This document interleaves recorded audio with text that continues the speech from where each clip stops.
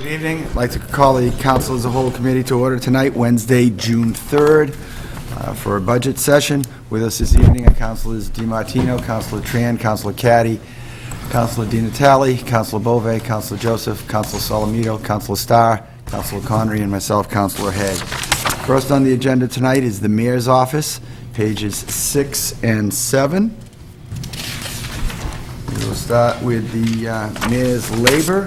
$100,827,000, and expenses, Mayor's Office, $3,950. Madam Mayor.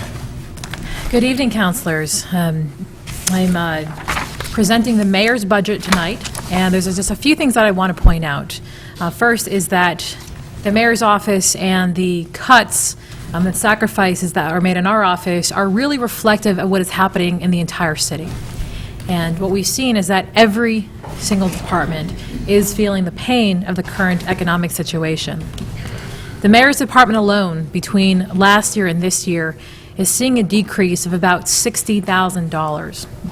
To put it in perspective, last year's budget, the budget was a total of $159,940. That was the entire budget for 3 staff members and all of our expenses. To put that in perspective, the city manager of Worcester, just his salary alone is over $180,000. So I hope that you feel that you get a good bargain for the mayor's office. We try and keep expenses as low as possible.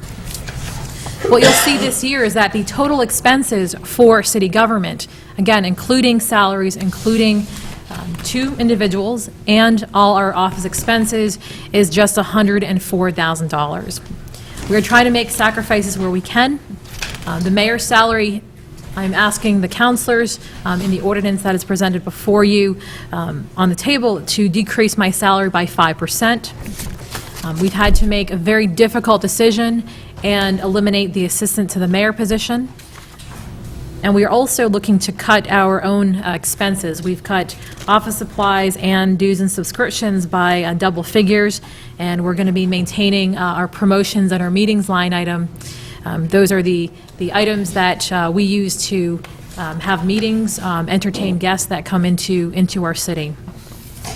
A very meager, a very lean budget. That's really what the entire budget looks like this year. Sacrifices all around, the minimal expenses, but of course the numbers don't tell everything.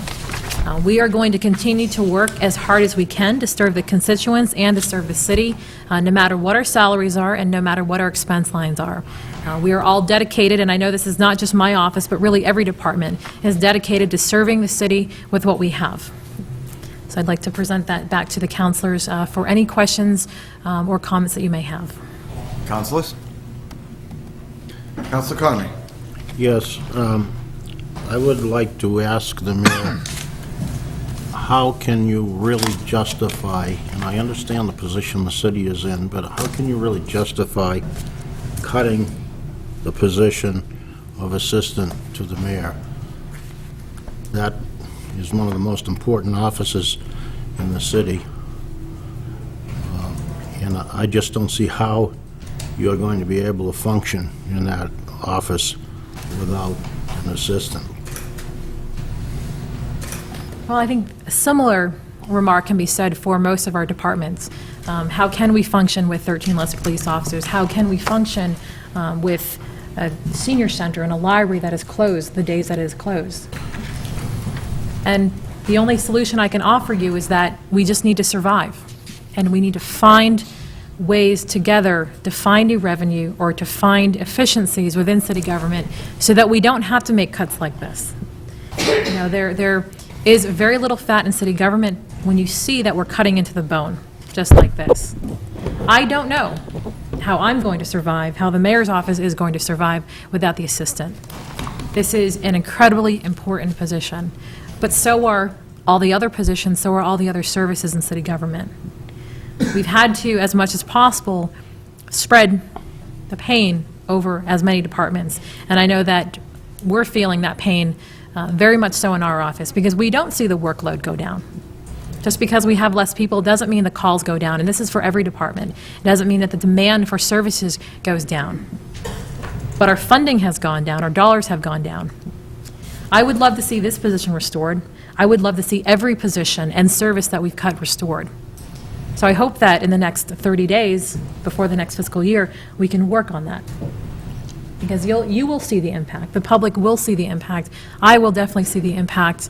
And Ken Jones and his family will see the impact of this cut. The concern that I have, Mayor, is that this position really is not a 40-hour position, as many others are 40 and 35 hours. This position requires a lot of time, requires a lot of assistance. And if I may be so bold as to say, if you are planning on using interns in your office in lieu of an assistant, I have not, when I have called into the office, have not had good results with interns. Many of them don't know the system. Many of them don't know the city. So I hope as we move on with this budget, you will give that some serious consideration. I'm not talking about Mr. Jones. I'm talking about the position. I was in that position several years ago, and I know what kind of work goes into that position. And I think it's a necessity for the city, despite what you might read in the letterbox, despite what you may see in the blog about the assistant to the mayor, why doesn't she get rid of the assistant? That's not the case. This is a very important position. This is the seat of government. You are the mayor, and I really think it needs to be given second thoughts. Thank you. Thank you. Councilor DiMartino. Madam Mayor, when I first heard that you were letting your assistant go, I think I approached you in an open meeting and I asked you why you would let an assistant go. Why not let the secretary go and keep the assistant and then get interns to help with the secretary's work, which makes more sense. But then I see Mr. Jones tonight and he's awfully happy. And I'm wondering, is he relieved he's not going to be in the mayor's office anymore? As I have said to him before the meeting, so this is not new. He's either very relieved that he's not going to be the assistant or he's a very good actor. But it is penny wise and dollar foolish to lose this position. Thank you very much. I hope you don't mind me saying that, Ken. You look far too happy for somebody that's losing their job. Thank you. Councilor Solomito. Thank you, Mr. President. I guess I'm going to echo the sentiments of my fellow councilors. Mayor, I do believe that position is critical to the operation of the city. At times, and often, you are at many, many functions. You are at the state representing the city. You are at, you're in different locations representing the city. And there are many, many functions, especially at night, that Mr. Jones has gone and represented the city, made speeches on your behalf, and explained the issue, why he is there, in your position, and he's done an outstanding job every time I've gone there. I know I've been very proud to watch him representing the city. This isn't a clerical position that I think that you've been looking to keep. This is a position that when a person comes in to talk to you about an idea, a new financial idea, or a complaint, it needs somebody who knows the issues, but more importantly, who knows the people. And like Mr. Connery pointed out, he did the job, and the critical part is he knew the people, the business people, he knew the public safety people, he knew the people from out of town, and that's what Ken Jones has done. He's the first person that people are going to come in and meet. And if they don't get an answer that they're satisfied with, not that they're happy with, but they know that they've talked to a person who understands the position that the person coming in, they're getting a good answer from him, they may not come back. And if they're first time into the city, I fear they may never come back. And I think the position is more than critical. I think it's mandatory, and Mr. Jones has filled it very, very admirably, and I would hate to see this position get eliminated. Thank you. I could follow up on that. I've worked with several mayors and with several assistants to the mayor, and we're all aware that the mayor has what I would guess we could say is a reasonably busy schedule. And sometimes councilors and constituents have a difficult time getting access to the mayor and having face-to-face time in discussions with the mayor. And in the time that I've been doing this job, every time I've gone into the mayor's office or met somewhere else with the assistant to the mayor, my take has been, and I've always told them that, I believe I'm talking to the mayor. They are representing the mayor to me as a city councilor, or representing the mayor to me as a constituent or a resident of Fitchburg. And to have that position eliminated cuts down on the opportunity for residents and city councilors to have access and communication with the mayor's office. We all know this is a tight budget. We all know that cuts have been made all across the board, and the mayor ultimately will make decisions on where to restore monies if they become available. But I certainly think people need to know that the elimination of the assistant to the mayor position will make it difficult on councilors and on residents in communication with the mayor's office. Thank you. Councilor Joseph. Though I wholeheartedly agree with all of my colleagues, I'd rather see another police officer, another fireman, the senior center that serves thousands of people stay open or be manned as opposed to a administrative person in administrative function. Ken does a wonderful job, and I won't say anything about the mayor's office because that's, like you said, when you need to get in touch with somebody, there's two lines of defense, the mayor and the assistant. But short of putting a shingle out on City Hall and saying that we're closed 7 days a week, cuts have to be made, and I'd rather see a police officer on the street than an assistant in the mayor's office. So we got to make some tough cuts. Where are they going to go? We want to put everybody back in the budget, but it just ain't going to happen. Councilor Tran. Thank you, Mr. President. I don't disagree that the assistant to the mayor position is important, because it is. It's very important because I've relied on that position to get information in the past.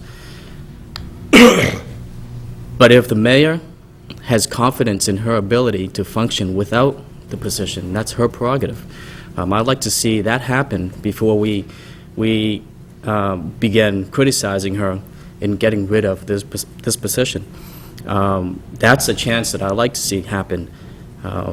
If we do find the money in the future, then we can always recommend to reinstitute this position. But right now, we don't have the funds to support this position. So let's move forward and accept what the mayor put in front of us.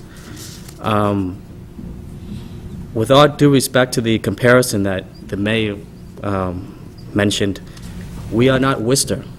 Worcester is the second largest city in New England. So they have the capability of paying the city manager the salary that he has. But I do want to commend the mayor in her acceptance of a 5% reduction in her salary.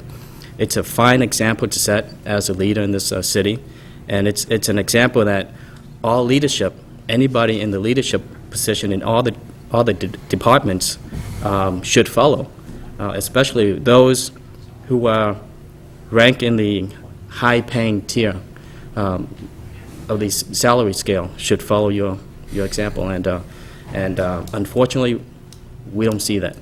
And I wish that as we move forward with the budget sessions, the budget process, the leaders in these departments would step up and follow your example. Thank you. Councilor Starr. Through you to the mayor, wasn't the ordinance that you had sent in submitted to the council, wasn't that for a 3% decrease in the salary and not a 5%? I've requested a 5. So if If it's in as 3, you're probably speaking about the department head ordinance, in which we're looking to reduce their salaries by 3%. And this is a permanent,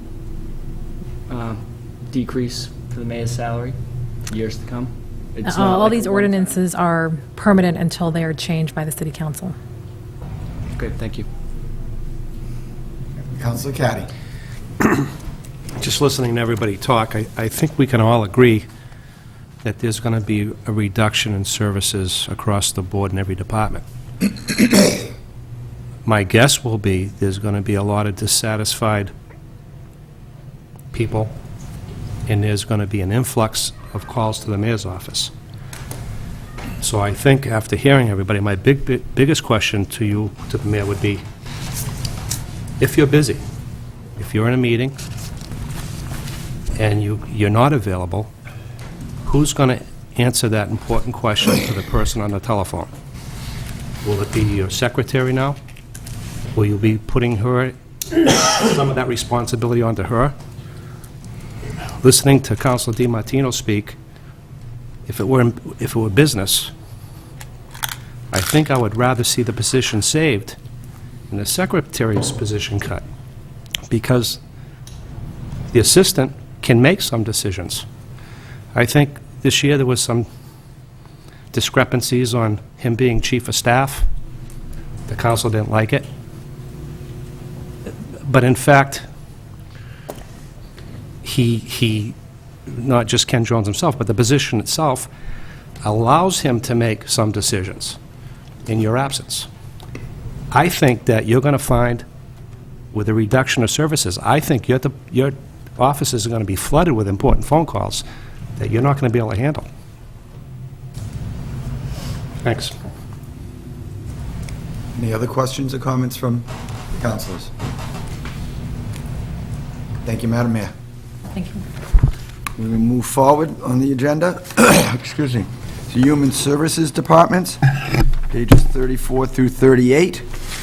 We will start with Elderly Services Division, page 36.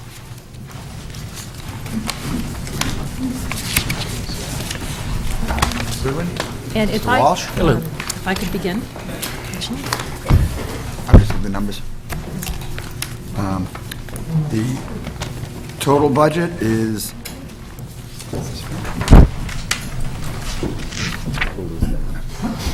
$70,529. Council on Aging, $63,529. That's labor. Council on Aging expenses, 0. Expenses, Senior Center Building, $7,000. Madam Mayor? Actually, I'd like to start with just really congratulating and commending Joan and the rest of the Human Services Department heads for really pulling up their sleeves and diving into the work to figure out ways to restore these services. And we've had some very, very productive conversations over the last few weeks in which we hope that we've identified some fundings, private funds, funds through the budget, that we can look at potential savings that can be transferred to the Human Services Department. So I know this is a discussion about the numbers that are here, but my hope and my certainty is that I will move forward with helping to change these numbers in a positive direction. I know it's going to be a multi-pronged process, but in particular, one example of the work that's been done is identifying savings through City Hall expenses by potentially, we're looking at shutting down on Fridays, by maybe just turning on the heat and air conditioning on Monday and Wednesdays, by making sure we turn off all copiers, by switching the fluorescent lights. So we're very hopeful in identifying funding through the existing City Hall budget to be able to fund the senior center. We've also, secondly, been in discussions about the various revolving funds that are available. And I know the hall rentals at the senior center has produced some income which could help. But these are just some of the discussions that I just wanted to make sure the councilors knew were happening in context with this budget. Ms. Goodwin? Good evening, councilors. I just wanted to say a few words about the past year at the Senior Center. The Fitchburg Senior Center has had a reduction of hours this year, 4 days a week, approximately 34 hours a week. With this reduction in very minimal staff and the support of many volunteers, we've had over 30 scheduled programs in health, wellness, and information and referral events, along with 27 social and other events, with a significant increase in participation overall at the Fitchburg Senior Center. This is all due to wonderful and dedicated people and volunteers who work at the Senior Center. And when I mean minimal staff, I mean it's myself and my senior clerk. We offer great programs. One of our goals this year was to offer new and unique programs to bring the younger seniors in, and I feel we have really reached our goal. Our programming, we have 2 wonderful computer classes. We have 2 Spanish classes going on. We have a writing group that just published their 6th book that is very active and actually reaches the Leominster seniors. We have exercise, dancing, just to name some of the few. I think you all know pretty much what we do down at the Senior Center. We've also expanded our arts and culture aspect of programming. We were awarded a cultural grant this year. Again, as you know, we always have Fitchburg Remember When. This past year, we had Fitchburg Across America with Joy Contois. We have 3 art teachers who offer art instruction on a weekly basis. We have a very successful Claus Boutique that's been in operation for 3 years that has provided funding for the Senior Center. As you know, our Mark Meal site is a great source for the seniors. This year, we've seen a huge increase in that meal site, primarily due to the economic downturn that the seniors have been dealing with. They actually are able to feel like they can come in and have a meal a day with a $2 donation, and we have seen that number go up significantly in the last 10 months. We were awarded a service incentive grant. In the last 6 weeks, I've had a caseworker from Mark, who has been at our senior center, actually offering to help get people on the food stamp program. If they need any other assistance or referral in any way, she's there to help out. We've expanded our food pantry greatly through the thanks of some of you. Our food pantry just doesn't exist with our seniors, but throughout the course of this year, we have fed numerous people in the community. If a phone call is made, if there's a need, we have been there. Also, too, we were the shelter during the ice storm. We were pretty much the mainstay in the city of Fitchburg for thousands of people for 12 days. Again, all of you, I'm sure, were a part of that. We certainly were one of the jewels in the Fitchburg crown during that whole event. To date, we have over 6,722 unduplicated people who do come to the Senior Center. We truly are a wonderful community focal point. I think you would all agree. You know, we've had everything from First Thursday with the mayor's events to Second Saturday, which is a line dancing class, to Second Sunday. I can't begin to tell you how busy and what a heartbeat it's been in that armory. Most of all, we service, too, one of the most vulnerable groups of people in Fitchburg, and that's our seniors.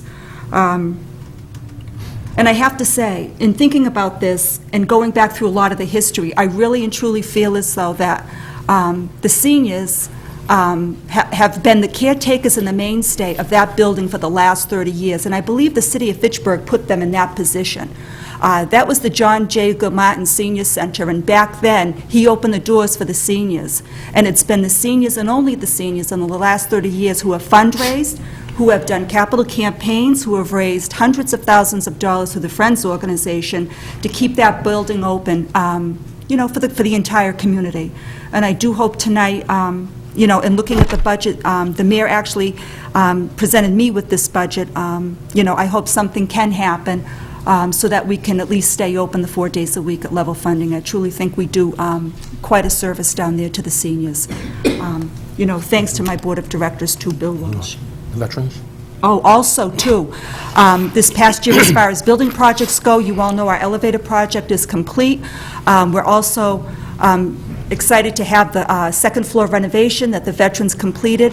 One of the most active groups have been the Marine Corps League. If any of you are interested, you're welcome to come to the Senior Center and see just exactly what's been happening upstairs. But this has been something we've been working on. We thought the marriage of the veterans and the seniors would be a wonderful connection, and we hope that continues. Also, too, we've had 61 events in that hall this past year. 30 of them were revenue producing. So we have established a revolving account. Probably total, we've generated about $18,000. So I feel as though we have worked hard, and we've done our best to try and keep those doors open for the seniors. So, thank you. Yeah, this is technically the Council on Aging's budget. The Elder Services nickname here really doesn't apply. The legal name is the Council on Aging. We're sworn in by Anna as Council on Aging members. The Council on Aging was established as a municipal government department under Chapter 40, Section 8B, Mass General Laws, and voted in by this council by Article 14, Section 3-142 through Section 3-149. So I don't know where the new title came from. As Joan mentioned, this has been a very, very difficult budget season for Senior Center and for the city. And I do understand the problems of the mayor and the city council, and we don't want to be pitted, the seniors and the veterans, against the police and the firemen. This is not a softball game. I think we all deserve our equal duty. I think that some of that pitting has been going on. We have, at this point, a budget of $7,000 to open up the doors of the Senior Center. Originally, the first budget, and there have been many budgets, was a level-funded budget for 4 days a week, which had approximately $70,000 in heat, lights, fuel, and repairs. That's exactly what we had last year. We had been reduced by 20%. We did cut down to 4 days a week. I think that the auditor will concur that we finished in the black, that we did reduce our consumption, probably by about 20%, which some other departments didn't. So we've made the effort. The second budget that came out was a 2-day budget, which cut everything in half, including our utilities. And that reduced our ability to run the building down to $35,000. At that point, there are some people who were very active at the center, and we had met, and we had started strategizing how we were going to keep it open at that level. The president, or the Council on Aging, was involved. The Friends of the Senior Center were involved. The Marine Corps Guild, I guess it's the Guild Auxiliary, the veterans groups were involved, and we had started to put together some numbers and find a way to survive at the 2-day-a-week level. As the mayor said, last year, after many years, by the way, of trying to get a revolving account, we did establish a revolving account. That revolving account has taken in approximately $18,000. Included in that is the rent from the veterans, and the rent that was charged to the veterans is explicitly for heat and light that they may be using in the building. Because of the ice storm, our accounts were running low, and we were asked to transfer $4,200, Dick? I believe so, yes. $4,200 from our revolving account back into the utilities account to make it through the year. So we're in pretty good financial shape. We anticipate rolling the revolving account into the operation of the building this year. It's going to be necessary. There is some spinning of this that is a little disheartening. When we were cut to $7,000, it appeared that we had no place to go but to the library. I think that was the intent. The Board of Directors unanimously felt that that was a bad idea and voted unanimously not to buy into that idea. And here we stand with a budget of $7,000. Now, it's my understanding that the veterans groups must be taken care of by somebody or someplace in the city. I believe that's statute. I don't know who would know that. Probably the mayor's assistant, who's active in the veterans group. They would have to be relocated. There'd be a cost to relocate them. The lift that we put into the senior center to make it accessible cost $90,000. None of it was city money. It was all either given by the Friends, by the COA, and $35,000 from the veterans. In the last 10 years, we've probably, or approximately, have put in about $500,000 in capital improvements into that building. It's my opinion that that building, mechanically and functioning-wise, is a better building than this one. Is there anybody here who wants to argue? We'll argue. And I'm not so sure that it isn't at least, or maybe better, than some of the situations that they have at the library. We've heard, from the mayor, that we're going to be looking for other funds, but as we sit here today, we have $7,000. At a meeting on, I guess it was Monday night, with the veterans, there is some disagreement about what was said, and I guess the thing to do is to ask the mayor, was a figure of $30,000 mentioned that was going to be added back into the building?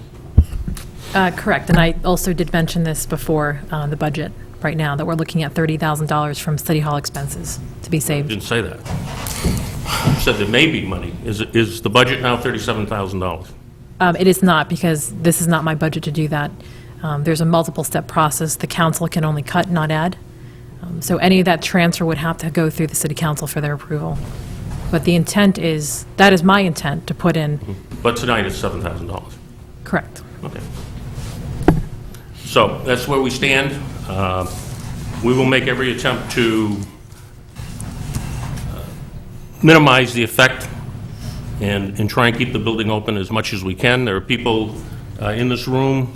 Councilor Caddy is the liaison to the senior center, and we will try and keep the senior center open as much as we can. And we have to ask the mayor, because the councilors cannot add to the budget, that we really think that money should be added to the budget. And in conclusion, I just want to mention something that, as you know, the Armory is on the National Historic Archives, and it's also registered with the Mass Historic Building. And back when Mary Whitney was mayor, evidently some money was transferred from sources outside the city to upgrade and to keep whole the buildings that are on the Historical Society. And as a result of that, the Mass Historical put on some preservation restrictions, which were filed as a deed restriction, evidently. And I think I gave councilors a copy last night, but I want to read a little bit from it. And rather than get into the technical end of it, it says, these preservation restrictions are set forth so as to ensure the preservation of those characteristics which contribute to the architectural, archaeological, historic integrity of the premises, which has been listed on the National and/or State Register of Historic Places under applicable state and federal legislation. Characteristics which contribute to the architectural, archaeological, and historical integrity of the premises include, but are not limited to, artifacts, features, materials, appearance, and workmanship of the premises, including those characteristics which originally qualified the premises for listing in the National and/or State Registry of Historic Places. The terms of the restrictions are as follows. Maintenance of the premises. The grantor, which is the city, agrees to assume the total cost of continued maintenance, repair, and administration of the premises so as to preserve the characteristics which contribute to the archaeological, architectural, and historic integrity of the premises in a manner satisfactory to the Commission, according to the Secretary of the Interior's standards for the treatment of historic properties. The grantor may seek financial assistance from any source available to it. The Commission does not assume any obligation for maintaining, repairing, or administering the premises. I think the intent of this was not to mothball the Armory. You know, if we can't keep it open, I assume some people will be trying to take legal action to keep it open. And I think I did leave a book and page reference down at the registry if anybody wants to check it out. And again, when the mayor sees fit to add some money, hopefully, to the budget, we do have some ideas of how to make the place whole and run on a 4-day week. Thank you, Mr. Walsh. Councilor Di Natale. Thank you. I asked my counselors to bear with me because I have a lengthy statement I've prepared about this issue. My comments tonight are specifically in regards to addressing my support of keeping the senior center open the same hours it currently operates on. Less than 1/10 of 1% is the amount of funding needed to keep the senior center operational for 4 days. The numerical amount is $70,000. To date, I have already made recommendations on cuts totaling $150,000, with more to come. My methodology has always been based on historical spending totals and trends over a 4-year period where there is a consistent pattern of underspending, and that's been validated a few minutes ago by hearing that there is money in other accounts, $30,000, that we can move all of a sudden. I fully acknowledge that it is sound budgetary practice to leave some funding in departmental accounts to cover potential deficits. I also acknowledge that it is sound budgetary practice to plan for generating potential surpluses, which can be the following fiscal year's free cash. However, I am in disagreement with the administration on the question of whether it is prudent to make any cuts at all in this proposal. When the FY09 budget sessions were held, I faced resistance on every recommended cut. The argument was by making any cuts, no matter how big or small, it would have placed the city in jeopardy of withstanding any emergencies. Like last year, this year I faced the same resistance. My recommended cuts, if approved, will amount to less than 1/2 of 1% of the total proposal. I do not agree that this small amount will make or break the budget, given the fact that this city has had total surpluses over the last 3 years of over $3 million. There are departmental accounts in this proposal that I believe, based on financial history, have too much funding. My proposed cuts are to trim some, but not all of the excess. I do not propose a department gets exactly what it spends. To illustrate this, last week during the Board of Health budget discussion, I proposed $80,000 be cut from the sanitary landfill account. This is an account that is funded 25% higher than it's spent 4 straight years in a row. My proposal is to reduce that excess by half, leaving that account with still 12% more than what it's spent in 5 years. This $80,000 is more than enough to keep the senior center open. All it takes is this council voting to make the cut, which would give the mayor the option of redirecting this money back to the center. There is, however, no guarantee this will happen, yet we will never know unless we give the mayor that chance. To say that there is nowhere in this budget to cut to keep the senior center open is simply not accurate. If this were true, then what purpose do these budget sessions hold if there can be no cuts? We should just pass the budget now and go home. One councilor last week raised a legitimate question: how much free cash is comfortable for one fiscal year to have? The answer is never an exact science, yet I estimate between $600,000 and $700,000 would suffice to get us through 1 year. There are items that certainly will require free cash in FY10. The fire department overtime account will probably require an additional $150,000. The veterans will require $50,000. Snow and ice will require $300,000, which would leave $100,000 to $200,000 remaining for anything else that we do not foresee. Anything above this should be retained to keep critical services, as in over the last 3 years we've had over $1 million each year in surplus. I ask the council to consider one other important fact that cannot be overlooked when discussing this. Soon this city will be receiving $500,000 from the state wildlife fish and game for a land restriction purchase. This money is free to be used however the city wants. I believe this should go straight to the stabilization fund, putting that fund balance at $1.6 million. The stabilization fund is specifically in existence to fund emergencies. While none of us want to tap that money, and all of us want to keep increasing it, if we have to use some of this money for an emergency, then that's not an unwise decision on our part. What is an unwise decision is using that money for things that aren't emergencies like have been done in the past. For FY10, this $500,000 appropriation to stabilization would cancel the need to transfer free cash to a rainy day fund for 1 year, allowing this city to retain some earnings. The senior center services over 6,000 people. It is an epicenter of fundraising, entertainment, and city events. Capital improvements have been done on this building, such as the roof and soon a new boiler. It served as home to hundreds of residents forced out of their homes during the December ice storm. It is also now home to our veterans to receive services. The senior center director has done a fantastic job managing that building, and has done this while taking a 15% pay cut over the last year.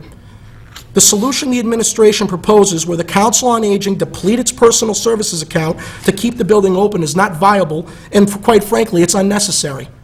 Bottom line, there is money in this budget to keep the center open. The mayor asked the council to provide her with ideas and alternatives to assist her in achieving solutions. I believe I am doing this. Last year, I made it a priority to get the police cruisers, only to be told that cutting from last year's proposal was not feasible. Yet, weeks later, funds were quote-unquote found to purchase the cruisers, validating my alternative. I ask everyone here to consider, when you hear the argument that there is nowhere to cut in this budget, we can cut in this budget. Thank you. Councilor Tran. Thank you, Mr. President.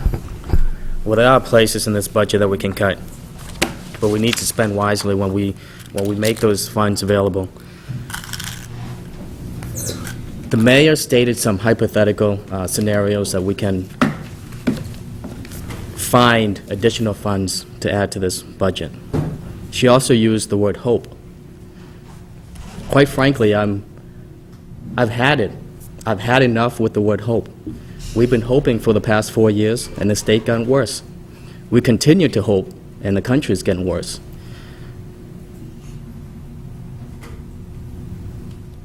What we're doing here, I cannot agree with, because the amount that it takes to continue the function and operating the senior center the way it is now is very minimal, and it constitutes a minute percentage of the overall budget.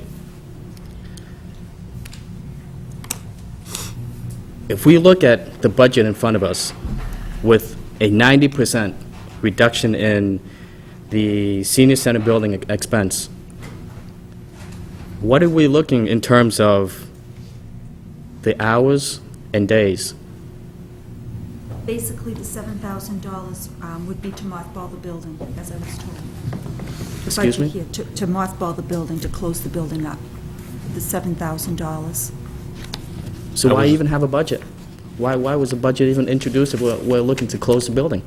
Well, you need money to try and preserve the building, take all the water out of all of the mechanical systems, probably put in antifreeze, make a decision whether you wanted to drain the sprinkler system and the fire alarm system and just cancel our insurance. I mean, Councilor Tran, there are a number of mothballed buildings in this city that you own. So you're saying that... We don't want this to become the next one. I agree, and you're saying that this is a dishonest budget. To have an honest budget introduced to the council, it should have said the intention is to close the building. That is correct. Right. That's what I'm saying.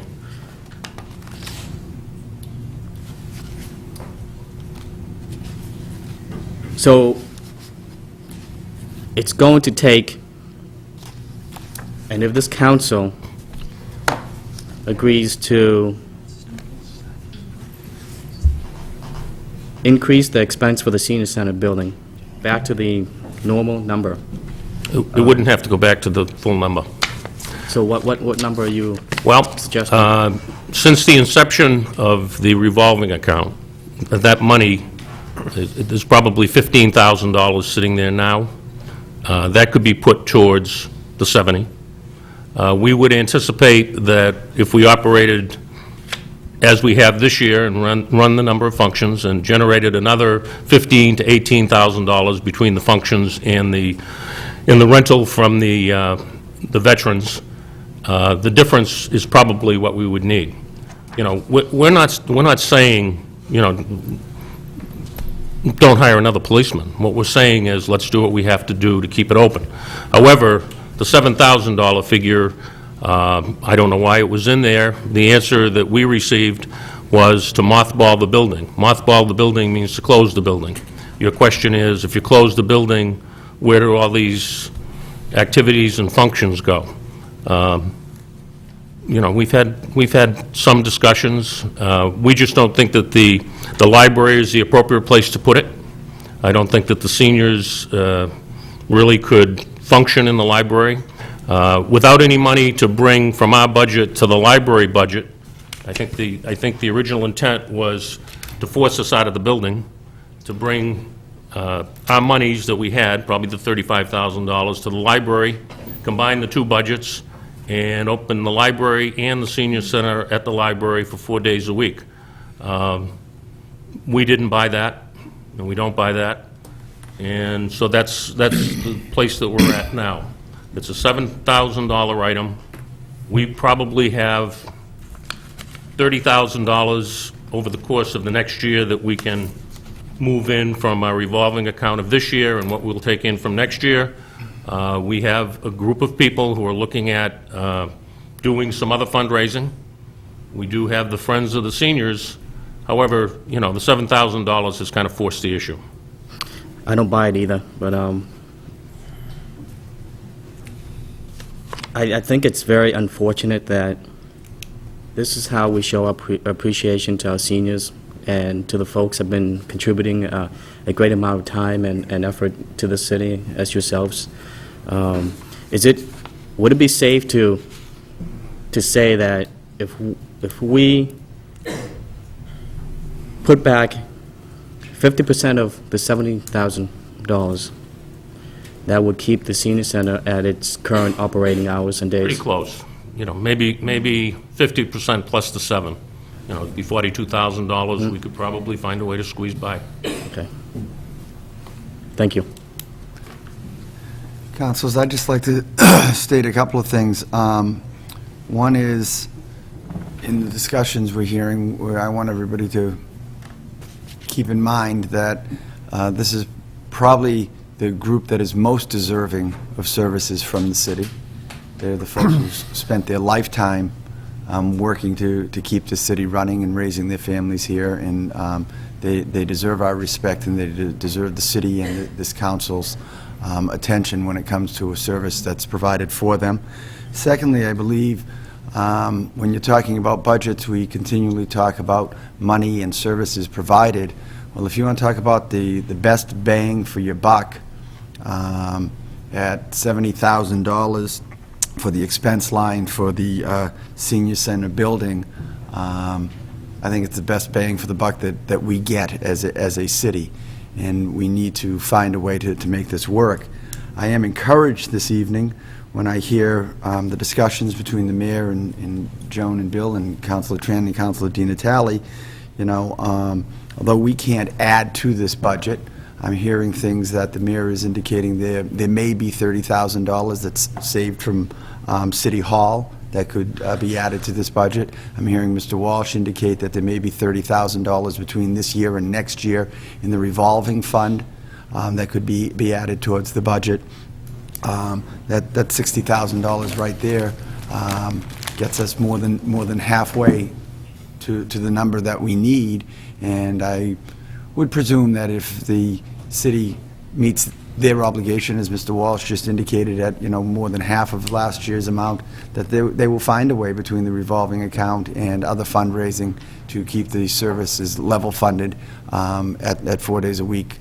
And I'm just hoping that the mayor and Mr. Walsh and Ms. Goodwin and the appropriate people can sit down at a table and hash this out so that we can keep the senior center level funded for next year. Councilor DiMartino. The 4,200 from the storm, you didn't get it yet? No. If you got it, where would that go into the budget? What part of the budget would that go back into? Maybe where it always went, into the big pit. Okay. You know, the general fund. I don't know. Dick, you could ask Mr. Saracen. Is this the money that you Was spent- incurred? Right, during the ice storm. Okay. I know the treasurer and I have met. There's been submissions of the initial damages, and the claims have been submitted for the first phase. I still haven't met with him to go over the second phase, which includes maybe the time or the expenses you've incurred. So I'd have to meet with him first to see if they're going to be submitted, and then there would be the appropriate transfer of charges. That's what Back into our account? Yeah. Our goal is to get that done within a week or two, because we want to have it done by year end. So If it was So money's- 4,200 in expenses that we will submit to FEMA, then I presume that we would make an entry that would reduce the expenses in your budget and add the expense to the major ice storm account. Is that what you're talking about? Yes. Yes, Right. I'm talking That- Because it's because of that figure that I got a phone call that they needed money in that account because we were going over. Okay. And I did reiterate, and I think I've sent several letters up here to City Hall as per what was asked, Okay. saying that. So I believe. I would have to confirm that, and then go, once we have that expense agreed to and submit it to FEMA, then we would make the entry. Yeah, okay. I know we You know made what we're the talking entry about, though. charge in the activities account, and that was based on the letter that I got. Okay? If you want, we can meet on it. That's fine. We could discuss it tomorrow or the next day. Okay, 4,200 seems such a small amount of money for reimbursement for what happened at the senior center. Did you get the figures wrong, or did somebody get the figures wrong? Well, I You were there believe- 12 days, working from night. The figures were given to us, and I think that was, just a recap of the electric and gas bills that were incurred during that 12-day period. There was nothing given for wear and tear, or, not that there should be, but they were drawing down and paying the bills out of our operating account. Yeah. Our operating account was based on a 4-day week because we had reduced our hours last year. So they got to the point where they had no money, we were told they had no money to pay, I guess it was gas and electric. And they were going into deficit, so we had to transfer 4,200 from our revolving account over to pay the bills. Well, we got a bargain, didn't we? Yes, you did. I mean, our community got a bargain, because Think for 12 days, people were in that place. It seems such an insult for what did happen in that center that time. The other question is that that particular building is definitely historical, but it's the people that's in the building that's more important. I go there quite often.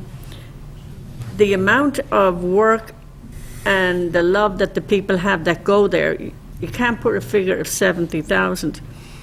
To go from 70,000 to 7 is a damn insult to the elderly. What was behind it, I don't know. I know I went out and played a mega box, 777. I didn't win, by the way, because I said if I won, I'd give you the money. But 7 keeps coming up, 170, 70. It's a great number right now. It's a big number on the budget. The other question, when we went from 5 to 4 days, Joan, could you tell us how much money we saved? Just a rough figure of last year. We went from 5 to 4. Would have saved $14,000 in utilities, 20% of Joan's pay. That's what you saved. Okay. But the building wasn't open 4 days a week. The building was open 6 days a week, because Saturday we had things, Sunday we had things. It never really was 4 days. It was 6 days. Joan works 5 days a week. Yeah. Center is open 4 days a week. Yeah. And when there are events in there, she's in there. Yeah, but it's open Saturday and Sunday. Well, The hall use. yeah, there's a hall fee. And what we tried to do this year was, because we knew what was going on. For example, the Sunday brunch series that was being had in the winter, Yeah. when it was cold, we would charge you a premium on the fee to pay Okay. for the heat. Okay. So we were making every attempt that when the building opened, we were making enough money to pay for the added Okay. expense. Now, the heating was because we had that antiquated heating system, but we're getting a brand-new heating system, so it should cost less next year. It should... Please God. Well, if you want to get into it, the oil will cost less, probably, because it's Yeah. going to be an oil steam system that our little subcommittee that Joel runs was able to get from Rollstone. Yes. It's a very nice boiler. Did you move it today, Joel? Tomorrow? Tomorrow. It'll be moved to the senior center. But the biggest expense is in O'Neill Hall, and one of the reasons is the cost of electricity and gas. Our oil bill was fine. We made it through the winter without touching the oil bill. But the system that was installed in the hall through CBGG grants, really, the hall is so big that it's very difficult to heat. It's difficult to bring it up to heat. In retrospect, probably should have been engineered a different way. Also, with Mock, didn't they come in and do an engineering order to do the, and did they give you some ideas of saving money too? Yes, Yeah, they did. They did, and we've changed all the light switches. They're all sensor switches now. Yeah. The Friends of the Senior Center paid an architect $10,000, a preservation architect, to go through the building, and the mayor had requested a study of the building last year, if you recall. And that money is not city money. There was an entire building study from the cellar right up through the roof with recommendations made, and we have applied for a $50,000 matching grant to do some work on the facade of the building and maybe on the roof. And we're waiting to hear from the Mass Historical Commission. And if the veterans become homeless, so to speak, and they have spent for the elevator, would we not have to pay that back to them? Yes. And any expense Yes. they have?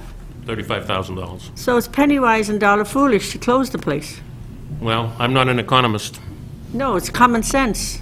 I said I'm not an economist. 2 and 2 makes 4. It doesn't make 1. Thank you very much. Councilor Starr. Thank you, Mr. President. Some of my questions were answered. Billy, I just want to ask you, the revolving fund, you mentioned at $30,000. Well, we took in $18,000 this year.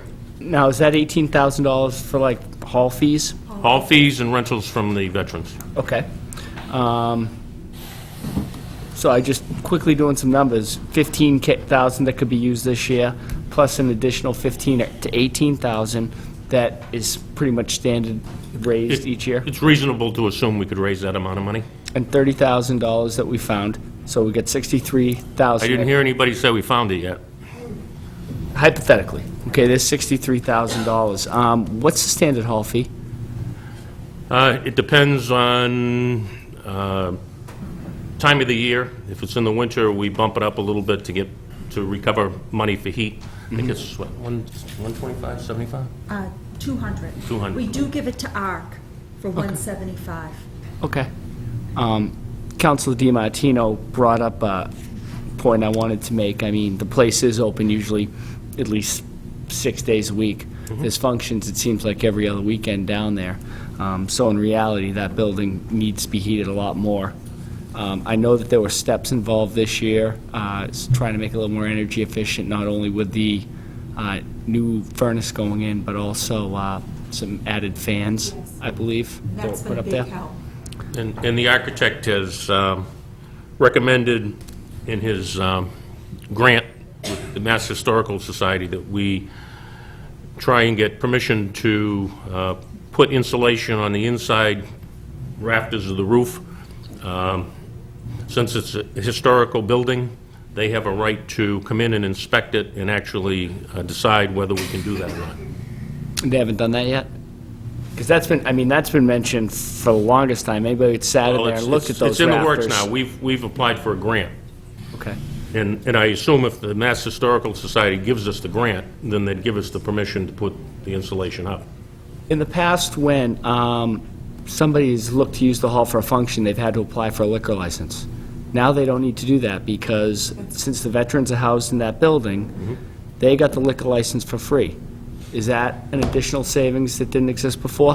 It's additional money that goes to the, additional money that would probably be made on the event when you have to get a one-day license. I believe it's $150 or $175, so you start off in the hole before you even open up the doors, you know? Okay, I just was asking about that. I wasn't exactly sure. I knew that there was some, it was an advantage for someone wanting to use that hall because the liquor license now was basically owned by the veterans. Is that accurate? Okay. What's the status for the Helmy Johnson Fund? That's all for building maintenance, I believe, Well, right? That's probably our ace in the hole if we really get down to the real nitty-gritty. The Helmy Johnson Fund was money that was left to the city to be used exclusively at that building. We've tried to preserve it and use it for, I think we came to the committee one time for money for the elevator out of the Helmy Johnson Fund. I didn't hear you mention that earlier, that's why. And money for some roof repairs out of the Helmy Johnson Fund. But the Helmy Johnson Fund must be used at that building, and it can be used at that building. And theoretically, you know, it could be used to help run the building. But once it's gone, it's gone. What's the balance of that? 45? $45,000. Okay, I believe a year ago it was up to, it was 80,000? 60. It was 60? Something. But again, we've taken money out of there with the approval of the council. Some of the money went back into the elevator account, or it went into the project with the elevator. Some went in onto roof repairs. If you recall, the roof was leaking, the slate roof. And that was our one source of funds. We really don't come to the city for money very often. I don't remember any capital project coming to the city at all. It's generally handled internally. Wasn't a lot of that roof repaired, found out it wasn't as severe as once thought? It was repair work, yeah. It Okay, wasn't- so lucked out there also. Yeah. All right, this kind of goes for the senior center, this goes for every department. If we're going to make cuts, and across the board, we're making cuts everywhere, everybody in the state's making cuts, I think we need to take a long, hard look what the long-term results of those cuts are going to be. It's pretty clear that there was no long-term thinking in moving the seniors to the library. That wasn't going to happen, and I just don't think that that was the best idea in the world, and it's pretty clear, if all that information that you have is accurate, that legally it can't happen. So I really stress we need to look at the long-term ramifications of every decision that we make. Thank you. Counselor Caddy. I just want to correct something first. I believe the veterans did have to pay for that license, that liquor license. Probably. I'm not familiar with that. It had to be granted. I think what was confusing was the Liquor Commission had to grant the license for the veterans, but the veterans did have to pay for that. But the advantage of that was there was a limited amount of licenses, one-day licenses, that could be issued to the senior center. I believe it's 25. And it was, every year we were getting close that we couldn't get a license. But every time you buy that one-day license, the cost of the one-day license by the end of the year far exceeded what the veterans paid for it. But something, Bill, I think we need to discuss also is, yes, Rollstone Bank did give us a boiler, very, very expensive boiler, and I have people that are going to put it in. But I still need monies for some incidentals, and we can't forget about that. It could be as much as $10,000 to get that boiler installed. The good part is if and when the boiler gets installed, it should reduce our heating costs this year.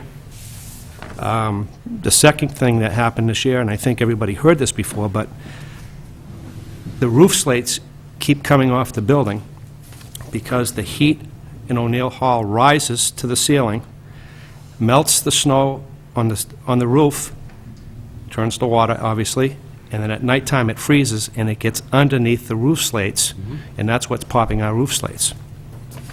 So through the planning board, we applied for the grant.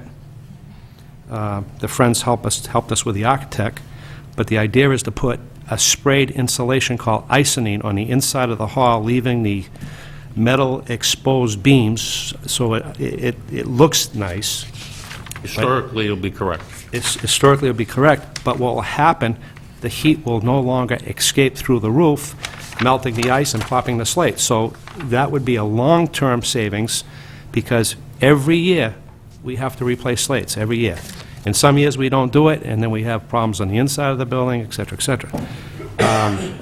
Since I've been involved with you, Bill, at the senior center, I've seen your group pay for a very, very expensive sound system, purchasing new kitchen equipment. And I'm sure there's things I probably don't even know about, but the group that is getting together now, what we're trying to discuss is if a Fitchburg resident had a daughter or a son that was getting married, where could you go to put 200 or 300 people in a building for $200 rental and you can use the kitchen? This is something that we've been discussing that would be such a positive thing for the city. The problem we're having is it's all volunteers, and we beat the heck out of some of them, or ourselves. Ourselves. Beat the heck out of me. And, you know, it's almost to the point where we could actually use a facilities manager to manage the facility. It's not just the senior center, it's not just the veterans No. group, it's the Armory. And it has such a positive spin on the city. Incidentally, the Longshore race, Ed Collier talked to me, and Thursday, I think it's July 2nd, they have a void in their schedule. Thursday, July 2nd, you got several hundred Longshore races here, and there's a void, so we rented the senior center July 2nd, and we're going to have a fundraiser, and he's nice enough not to take the money, we're going to send it back to the heating account. But if we didn't have that senior center, where could you put several hundred people in a building in a night? So the importance of the building, it's much bigger than what we're even talking, because I think the building's going to grow. I heard that there's another group that may want to come in and pay rent. I think this building can grow. I'm disappointed that we can't find the money, more money than $35,000 or $42,000. We got to get by this year. If we can get by this year with that building, I think we're going to be able to handle it. But there's so many things happening there to the point I don't think people realize the importance that building has on a city. Thank you. Well, just to finish up, I'm convinced if you mothballed the building and walked away for a year, that'd be it. Councilor Joseph. Just to echo what Councilor Caddy and the other councilors have said, I mean, that is a building that is more than just a senior center. That's a community center. I spend, you know, I don't know, I'm not a senior yet, but I spend more time in that building than any other building in the city other than City Hall. We've been over there for Veterans Day services, Senator Kennedy's reception. Senator Kerry has office hours for the seniors to come in and if they have concerns or problems. Many fundraisers, the men's club, the shelter, the emergency shelter. That's been a center or a focus point for the community, again, because it's a hall that you can fit 300 to 400 people in, and where else in the city can you get a space where you can fit 300 to 400 people? The Friends have put in a new kitchen, new heating systems, new sound systems. It's a functioning building that the city uses on a daily basis it's the heart of the city. The City Hall is the business end of the city, but the senior center is the heart of the city, where a lot of things happen. We've done a lot of things as city councilors, and we've had a lot of things that have impacted 30,000, 40,000 residents with tax increases or tax classifications and all of the different things that have happened in the city for proposals for increases in taxes and the things that are supposed to get people outraged, but yet we never had 300 people come to a meeting to say we want something. Last week, when we had a meeting at the senior center, the newspaper reported there was 175 people. There was over 300 people there. Okay? Never have we had 300 people come out and speak for something here in the city all at once, and that just says that's where the heart of the city is. So, you know, in times are tough, but you don't go running. The tough get going. So we'll find a way to keep this building open, whether it's through our own fundraising or through the city. We will keep that building open for the seniors. Councilor Tran. Thank you. We're not mothballing this building because it only takes $42,000 to keep it open with the current hours. The budget The budget proposes 100% reduction on the council and agent expenses. If the 42,000 goes through and keep the center open with the current hours, how are you planning to pay for the expenses under the council on aging, which includes telephone, office supplies, travel meetings, We building didn't put grounds? this budget together. I would defer to the mayor. So who's, if we cut the phone, Right. how am I going to call you? I would defer to the mayor that question. Joan had asked me that very question before, and I had told her that the funds, the additional funds, not all of it would go back to the energy expenses, that we would look to restore personal services expenses and utilities. So the $30,000, the $18,000, the monies that are fundraised, Joan will know best how that needs to be allocated, whether expenses can be cut, whether the full $6,000 needs to be restored. But This isn't certainly- our budget. This is your budget. You put it together. You're the one that zeroed it out. So if it's zeroed out, it's zero. I think Councilor Tran is right.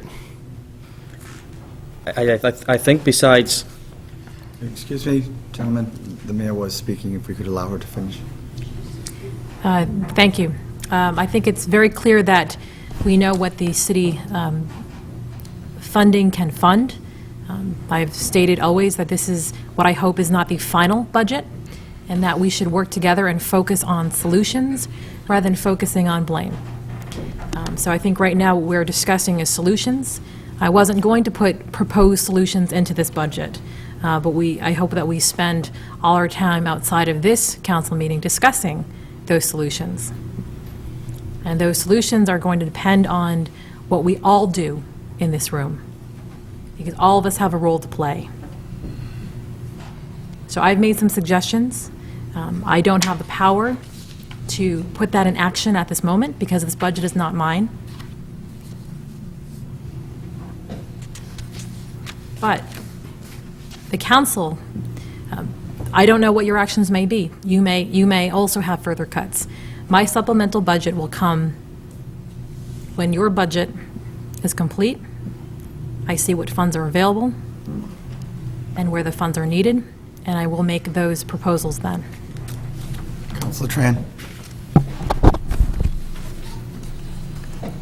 it's not my budget either. This whole thing is not my budget. Yeah. But after everything is said and done, I would recommend to my colleagues to keep this building open and operate this building under the same current hours, and at least add back the communication avenues, and that is the telephone system. Can't get rid of it, because how are we going to communicate with the building if it's open? How are the seniors going to communicate with the director? Thank you. Councilor Di Natale? Sometimes I feel like I'm talking to a brick wall, because I hear everybody say, we could find the money, hopefully we can find the money, I don't know if we'll find the money, let's fundraise the money, let's do this, let's do that. There is money in the budget to cut and give the mayor the option to move it to the senior center. Not 30 grand, not 42, there's more than 80,000. The argument that we don't want to be unwise with our spending, where are these cuts going to go? Most likely, probably police, fire, senior center. Those aren't unwise spending choices, given the fact that we've decimated those departments. There is money in the budget to move. Cutting $80,000 from this budget will not destroy the city's ability to operate. We have no say in where the money goes, and I apologize for my tone, but I hear it every meeting. I don't know where we're going to find the money. I don't know if people are listening. There is money there. There always is. This is what a normal budget process entails. There's no blame. The mayor submitted her proposal. We are looking at that proposal and making suggestions. These are alternative solutions. They're not cure-alls to end-alls, but it's a solution. If anything, it's helping the administration out to keep the building open, so that quells that puts down that fire. I don't like the word found either. There's no money hidden, it's there. Just look at the history, it's there. So if all the counselors are serious about keeping this building open and keeping a couple of more cops or firefighters on the street than we have now, then they will vote to make cuts. Again, if we cut $400,000 from this proposal, that's less than 0.005%. And that's going to blow the whole budget out of water if we do that. So, in good times when we had plenty of money, the argument that we don't want to be unwise with our spending choices was valid. But where do we think this money's going to go if we cut it? Anywhere it goes, per the mayor's prerogative, is not an unwise decision. So I say to the seniors that are watching and in the audience, there's money there. It won't be found. There's no, I hope we find it, it's there. This council's job is to make a cut, to put the onus on the administration, to make the decision to move it. If the mayor chooses not to move it, that's fine with me. I mean, she can move it to public safety, you know, everything's critical, but at least we can say we gave the mayor the option. So, again, every time I hear people say, I don't know where we're going to find this. Thank you. Councilor Connery. Yes. Mr. President, the mayor just made a statement. This is not my budget. Mayor, I'd like to remind you that this city council did not put this budget together. This is your budget. You sent it to the city council for review. We are going to look at this budget. We are going to make recommendations for cuts, or maybe for appropriations. You will review it when it comes back to you, and then after the city council passes this budget, it is our budget. But right now, Mayor, this is your budget. Councilor DiMartino. Last week, our colleague Norman made a very good decision, and he didn't get a second on it, to turn the budget back to the mayor, because we should have done it at the beginning of the hearings, if we were going to turn the budget back to the mayor and not accept her budget.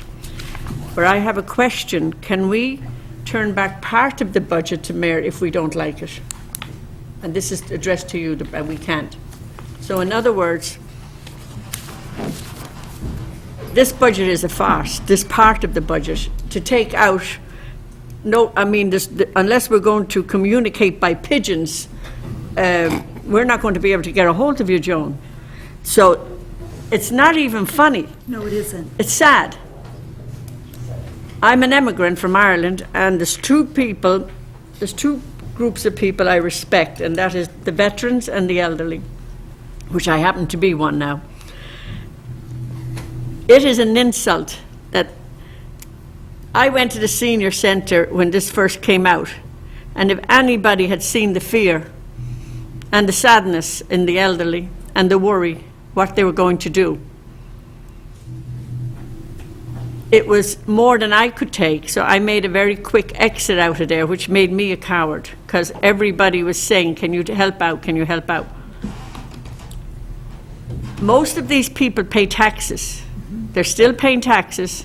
They never miss a water bill, never miss a sewerage bill, never miss excise tax. They're the old school that pay their bills. They don't live on a credit card mentality. The veterans gave their life for us. These are our population we're talking about. It is a disgrace, this part of the budget. So far, I know about the police and I know about the fire, but this is the most emotional part, because the faces behind this budget are the people who've got us where we are today. They have worked hard and tireless to make life good for us. And let me tell you, if any of you ever go down and look at the craft store, the work that they do it for nothing, to sell to get money. I wish we could turn this budget back, because we've been wasting weeks. weeks, because at the end, the numbers will come in from the state, they'll change, the game of roulette will begin again. 18 years sitting here, I've never seen anything like what's happening. There's been a fear put across the city of Fitchburg. It's almost, if you don't do this, you're going to do this, and if you don't do this, you're going to do that. Well, I will not be held hostage with fear. I come above that a long time ago. I feel it's too bad we can't turn this budget back to the mayor, and that we didn't do it on the first round, because we all are good people. But tonight, it's painful to see this kind of a budget. It's almost like, let's close the building and we'll get on. We have a Misha-airing society. It's the young people, me, myself, and I. Credit card mentality goes with it.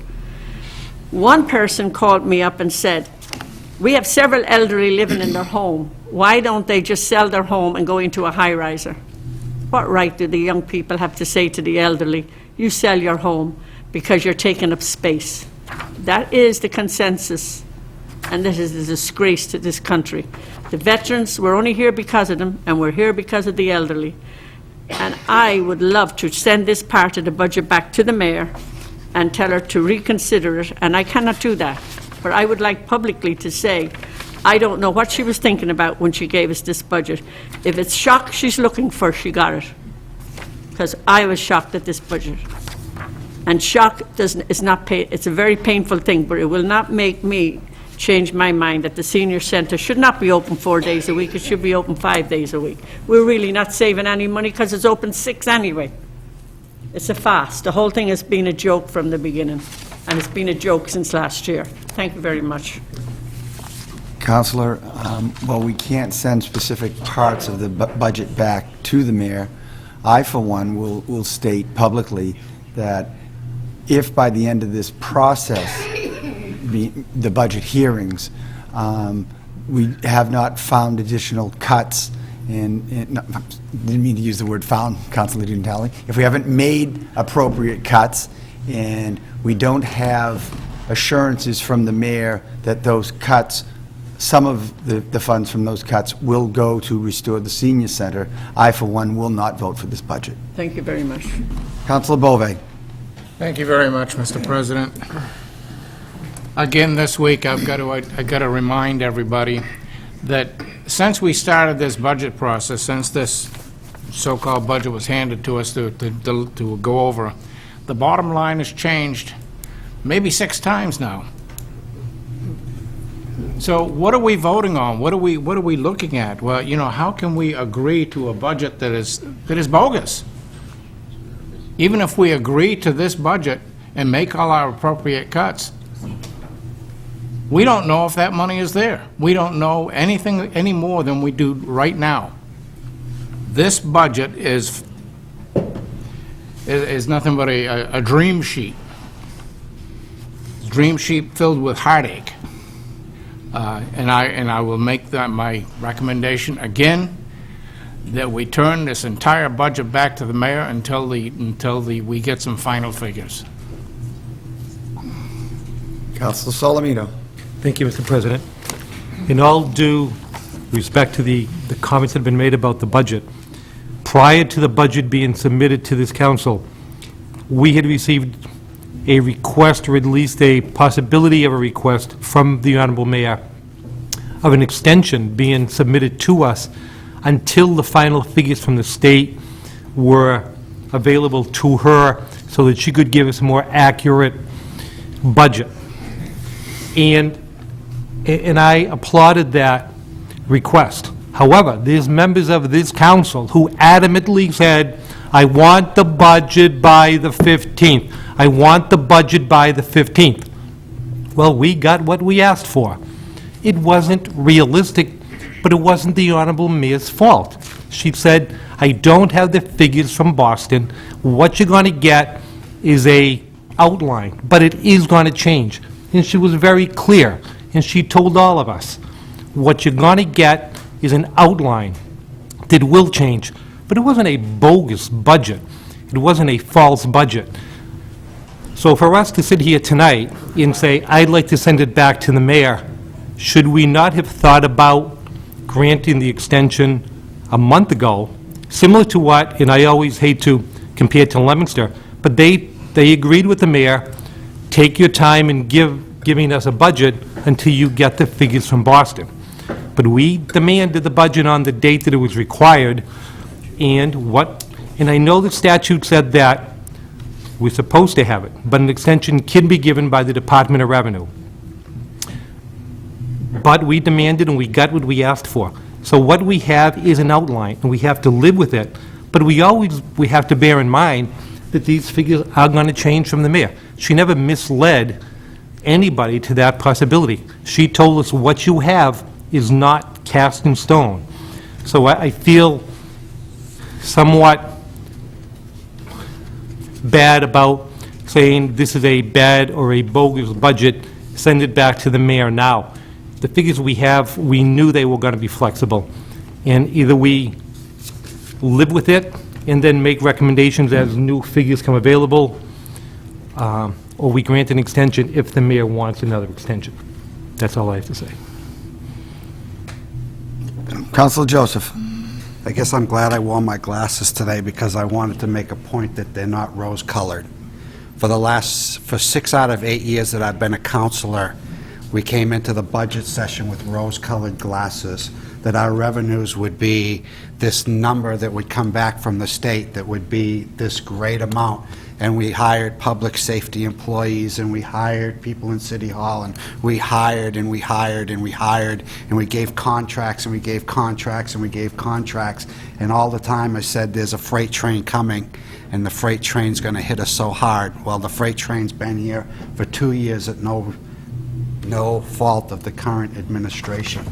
Okay, we're paying for the sins of the past 6 years in the rose-colored glasses that were presented to us every year at budget season when they said the revenues from the state were going to be this, and the revenues from this is going to be that, and we'd sell off a piece of property for $500,000, and we'd include that to hire 4 officers that we couldn't sustain for the next following year.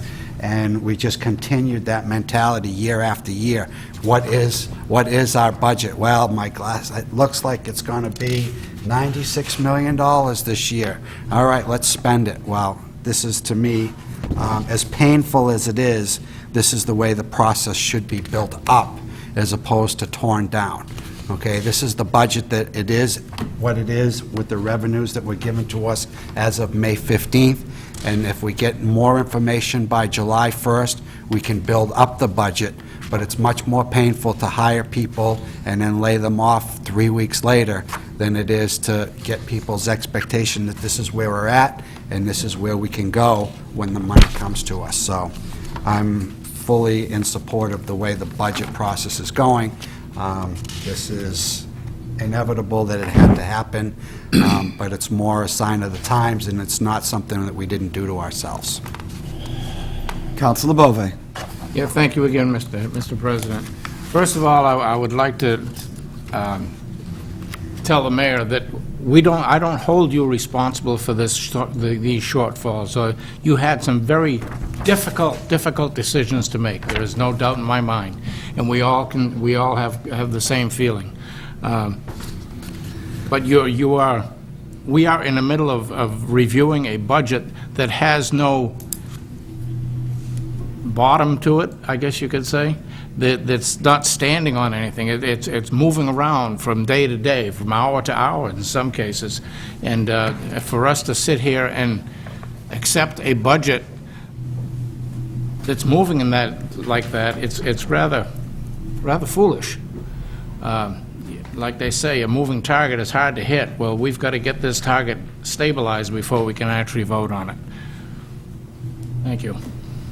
Any other questions or comments from the councilors regarding the Council on Aging Senior Center building budget? Thank you. Thank you. We move forward to page 37, Youth and Recreation Division. Total budget, $69,632. Recreation labor, $43,932. Expense recreation, $18,500. Expense pool and splash park, $7,200. Good evening, Mr. Roy. Good evening, councilors. A few things before we get going here. I would like to go over, obviously, the functions, some accomplishments from last year, and some priorities for this year. Obviously, the Parks and Recreation Office, our function is under the control of the Board of Park Commissioners. We serve as the manager of all the city's public parks and playgrounds, in which we have 32 of them, if you didn't know, and all the recreational programs that the City of Fitchburg offers through its control. Our facilities are available for all of our leagues and patrons that wish to use them, and all of that is approved through the Park Board, through my office as Recreation Director. A couple of accomplishments for FY09. Obviously, a lot of you see it, the renovation work down at Coolidge, in conjunction with the Planning Department, and also the timber management work up at Cogsall. I want to make one thing clear, too. I know it always comes up. The work down at Coolidge, that is all CDBG funded and urban self-help. There's no city funds coming into that project. And the same thing up at Cogsall, the timber management work. There was no city funds involved in that project as well. All of our summer help go through professional training every year. That includes CPR, first aid, all of our playground instructors, AED. Also, we have professional role model training, and also certified training on administering the free lunch program that we do every year. Obviously, a lot of our participation has increased with the tough economy. A lot of the youth do use our programs. I'm sure a lot of you know that, and that includes our summer parks program. As last year we had over 14,000 lunches served and 5,000 breakfasts. Another one of our successful events, obviously Civic Days, that I'm a big part of. That is a volunteer staff. I do like to mention it. Our summer staff works all those events during the 4th of July. And once again, all the Civic Days events are privately funded. No city money goes into Civic Days. We've also received a lot of grant money to offset costs of our summer programming. Obviously, supplies, we've received over $30,000 from Project Bread, which is grant money that I write every year that we receive. We've done a lot of networking with nonprofit organizations in the city. A lot of that includes a website. We get their information on there, like Mock Luck, obviously FA-TV, the Boys and Girls Club, and they also include our link on their website. A big asset, that was one of the first things I started when I came, was our website. I couldn't even tell you how many people use it. As a matter of fact, I do. It's kind of funny. Often I get emails and phone calls from Fitchburg, Wisconsin, thinking that that's their website. A couple priorities this year. Obviously, advertising's always a tough challenge. We do use the FA-TV, the local newspapers, radio, the website, school flyers. Obviously, a lot of people get the information, but I'm sure there are still people that don't. Obviously, the one good thing about Recreation Department is we're always open to new programs. We can pretty much run anything from one-person card game to hundreds of players playing basketball, and it's all self-funded as far as using fees and paying out for the service. Obviously, we're looking to continue using grants. As you'll see, all of our playground workers this year, we're looking to get grant funded through the federal grant stimulus money, which we don't know is going to happen yet, but we are hoping, and we're working on those applications as we speak. We still work with a lot of the community leaders, especially the college, and we keep all of our programs affordable. Everyone knows Fitchburg, and to keep our programs affordable, we're not in the money-making business. You pay for the service, and we provide it. And obviously, with this budget, we maximize our output with the resources we have. I've been here 5 years now. The rec department budget was $200,000 when I started. It's down to $70,000 now. We have lost one major function, which is the pool, but other than that, every other program we've had more programs since I've been here. And like I said, the pool is the one major one, but besides that, with this money, we continue to provide the programs, the fields, the facilities for all of our leagues. And all of the volunteers that included in the leagues need to be commended as well. Councilor DiMartino. The playground program, that's going to continue this year? As long as we get that grant money. Is this Still the in process. Is this the federal grant money? Yes. And that is for, so it's not the same money as last year, or is it? Last year was city-funded. But this That is not in there. And the city now is cut that out in their funding. Correct. So you've applied for the federal grant. Correct. And isn't that the one that's going through Leominster? Leominster also has the same Yeah, it's program? all cities and towns. It's across the nation. And when you want to go for the federal grant, do you apply with Leominster or do you apply on your own? We apply on our own. Okay, and how many young adults will that be able to accommodate this year? We're looking to have 30 in the city of Fitchburg. 30, and how many did you have last year? Our program, we had 16, and we're looking for 20 of those 30s to work for the Recreation Department. So it went up, but you're going for a federal grant? The amount of people? Correct. When I first started, we were at 23, and it went down to 14 last year. And we're looking to have 20 this year. And that's all federally granted, and in the past, it's been city-funded. Under the federal grant, will that be, the guidelines will be for the very low-income young adults? That's correct. Okay, so it may be a different group of people that you had last year, unless Very possible. unless they qualify under the poverty level? Okay, thank you very much. Councilor Starr. Thank you, Mr. President. Andy, good work again.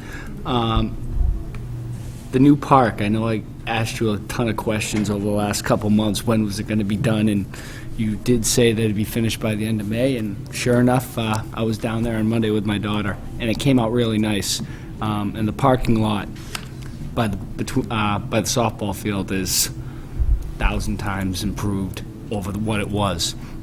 But I do have a concern, and it's with the empty swimming pool that's down there.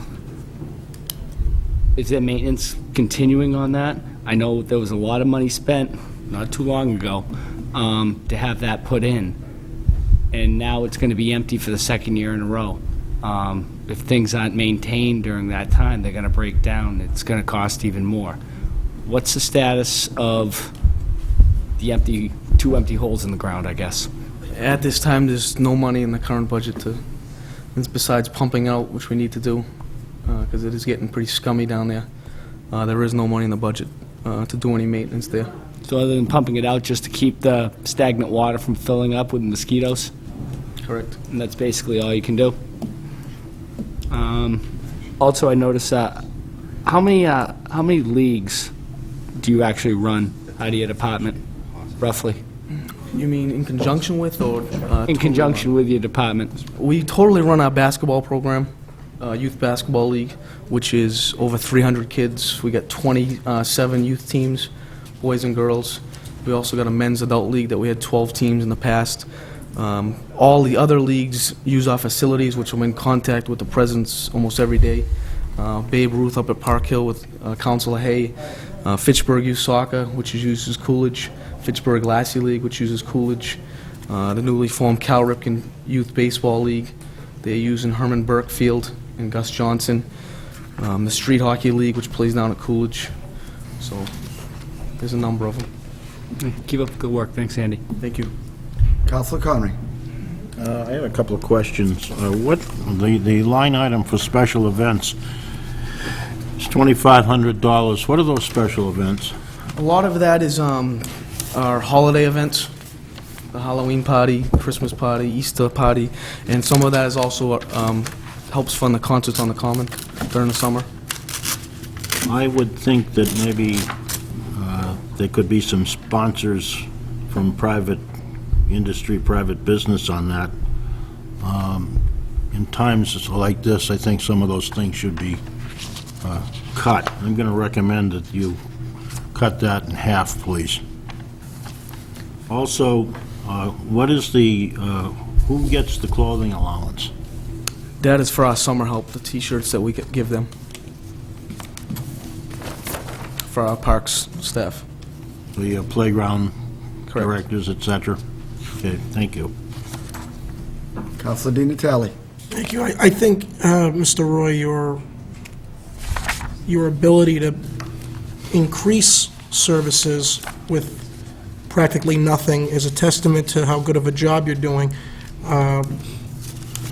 Your budget is basically, two-thirds of your budget is your salary, which I find amazing. I see here that you're not getting any funding for office supplies. What are you going to be doing? Pigeons. That once again was, I mean, I can defer it to the mayor, but that was possibly moving our office somewhere else and combining with them. But you're not going to get anything for, what about like toner for a printer or, you see, this upsets me because $1,500 was cut. $1,500. Not even $1,000. So here's a small example. $1,000 we cut from your office supplies and gives you nothing, because that $1,000 is desperately needed somewhere else. And if we were to cut that $1,000 and move it back to your, and have it moved back to your department, if that were the prerogative, the argument I hear is we can't do that because we may not have free cash next year if we cut $1,000. So $1,000. The splash park, was there something I heard last year about revenue generation with the splash park? Or was that the idea of charging for the pool service? That was down at the pool, not the splash park. And that's not on the table anymore, doing that? As far as down the pool? Yes. Yeah, we've looked into that many times. Actually, the park board a couple of years ago voted it down, and I know the former mayor was very much against it, but with CDBG funds used to build that facility, 41% of the money that we collected would have to go back into that program. We couldn't use it. So are there any programs the rec department has not been able to provide that it used to provide? You said you've expanded your programs. Yeah, I mean, some I can mention some of them to you. Some that we've added. A lot of them is when people come in and ask me, can we do this? Obviously, we need some volunteer help to put them on. What are the ones that you can't do anymore, that because of budget constraints? Or are there none that you can't do? The pool is pretty much the only one. Pool's the only one. Okay, so, okay, I'm all set. Thank you. Any other questions or comments? Councilor DiMartino. I was going to address the office supply, so that's done. But if you come down along, it says gas and oil. It's a 50% cut. Now, we all know gas and oil is going up, unless it's only happening in Fitchburg. It might be only going down in Fitchburg, I'm not sure. And then your motor car vehicles has gone down 38%, and we all know if you use your car, unless it only happens in Fitchburg also, which would be wonderful. Again, can you tell me how you're going to come above that? Yeah, actually, I was hoping you brought that up, because I do have a city vehicle available during the day. Yeah. I haven't used it in 8 months. It's sitting down in the garage below City Hall, and I haven't used. I use my own vehicle. I've chosen not to get gas reimbursement, and at this point, that car probably will not start at this point. So I haven't used it. And it's just sitting down there? Yes. And now the ceiling from there, there's all this sort of debris coming down to the top of it? That's correct. Because there's something wrong with the problem down there? So we'll use the value of that car by it being down there? Absolutely. Again, no common sense, honey. Thank you very much. I didn't mean to call you honey. I meant to tell you. Councilor Di Natale. Thank you. What Council DiMartino brought about the vehicle, so you're not planning on using the vehicle next year? I probably would plan on using it during the summer, during the day, but it would be an embarrassment right now to drive it around in the condition it's in. Okay, so based on the constraints, I'd say don't drive it, but, since you haven't driven it in 8 months and you're still able to do your job, and you have graciously not asked for reimbursement, I don't understand why we're putting $500 into a vehicle you're not going to use for repairs when that $500 could go into your office supplies account, where we know you're going to use office supplies. Well, it depends on if you're going to fix the car, because it'll probably be... Well, if the car is in such bad state as you say, $500 is not going to do anything. So I don't understand why that line item isn't zero, and your office supply has the 500. Thank you. Madam Mayor? I just would like to point out that the city council president reads out numbers to summarize the budget line items. Those are the budget line items that the council approves or cuts, and that you will always find that probably 99.9% of these accounts never come in exactly at a $2,000 level or a $10,000 level or so on, and that there is room within these budgets to potentially look at reallocation of, and you'll see that at the end of the year, we reconcile accounts sometimes with pennies. In terms of telephone expenses, IT expenses, you'll see that a good example is last year, I used existing expenses for all IT, and then I slashed it by 5%. And that was to say that I don't know how that's going to be done, but I now have a manager who's going to figure out how that's going to happen. So this budget here, I did delete expenses by $1,500 from $21,000 to $18,500. It doesn't mean that there's no office expenses. I would gladly allow Andy to raid my office at any time for anything that he wishes. We share. We share, and we continuously, throughout the year, 365 days a year, find ways to share resources to cut down on expenses. So the line item that the City Council is looking at, $18,500, that will be enough to take care of all the needs, the office needs. Is it down to the penny? Absolutely not. And we've never represented that it is so. Councilor Tran. Thank you, Mr. President. Andy, you and I have a good relationship. I think you're a hard worker and a very responsible person. And I want to commend you on the attitude you took in respect to the I was going to say company, but the city's vehicle. And this discussion is real interesting. Here we have an employee who is making a meager salary, driving his own car, paying for his own gases, and he's all over the place in the city. On the other hand, we have dozens of employees who are making probably triple or quadruple your amount, yet they cannot survive without a city's vehicle. Why is that? Rhetorical. Don't have to answer that. Thank you, Mr. President. Thank you, Councilor. Any other questions or comments regarding the Recreation Department budget? Thank you, Mr. Roy. Thank you. Moving forward. Actually, I'm sorry, Madam Mayor? If I may, I just, in the interest of transparency, in terms of funding the numbers of people for the Recreation Department, the number right now is 20. We've been working very hard. That number a week ago was actually 50. So that number was suddenly cut to actually 30 total positions. And again, this is where I like to spend my time, which is lobbying for those federal funds to come back in the city to fund these positions. So my hope is that between now and when that money starts, we won't see that cut further, but it is, again, an indication of the precarious situation that we're in. But again, I'm going to continue to spend my time lobbying for those positions, potentially the restoration of the other 20 positions we are trying to put throughout the city. Thank you, Mr. Roy. Moving forward to Library Services, page 38.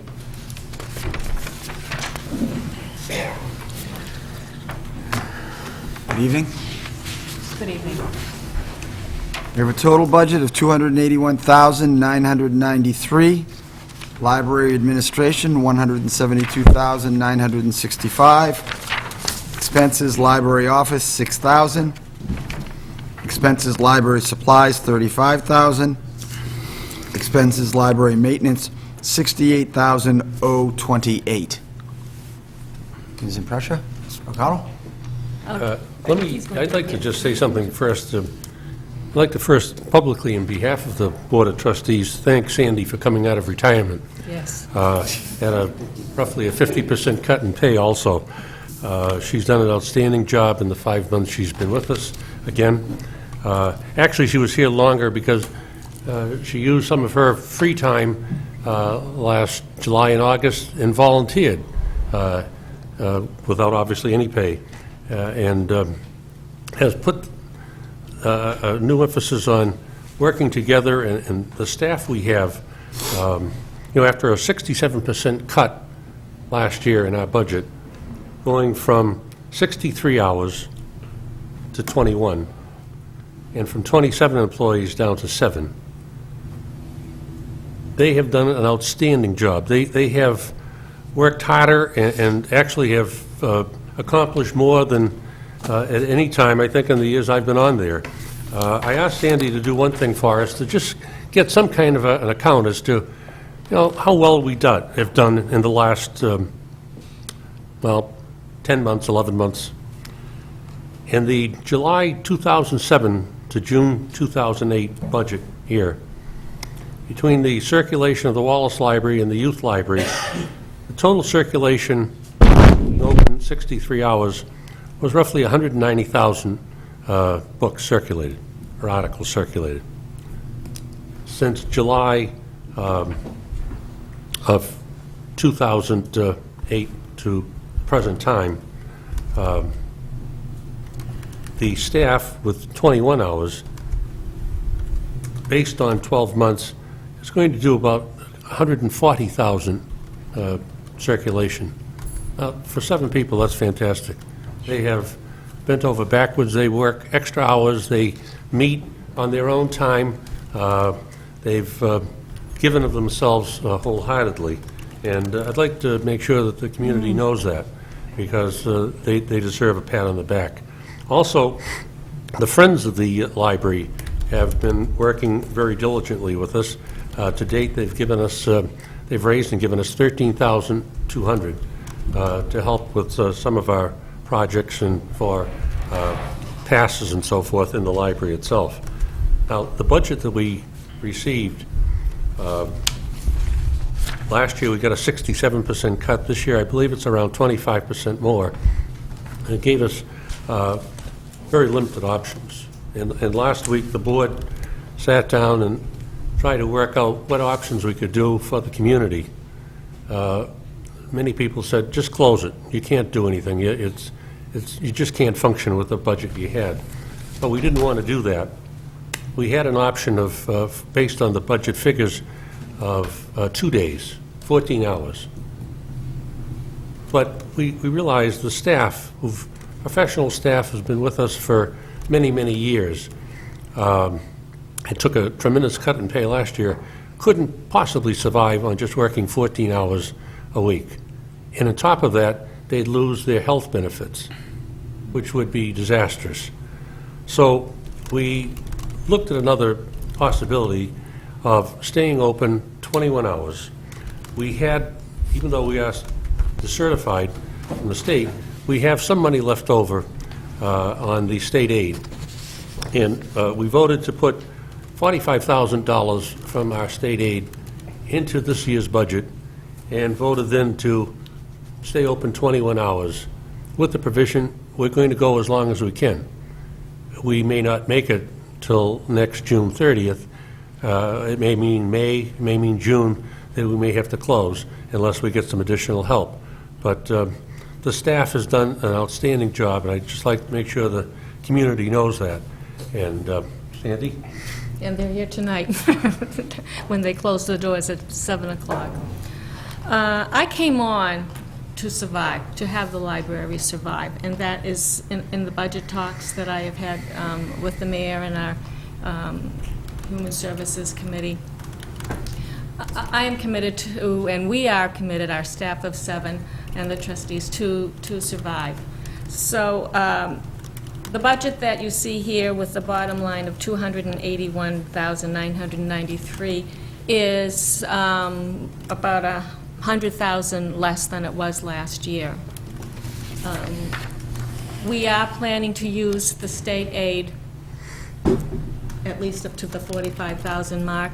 We do have our trust funds, which even this year has been buying the materials, and certainly not at the rate that we should be buying them, but we are still able to buy some things, and I will be using the trust funds in the coming year again.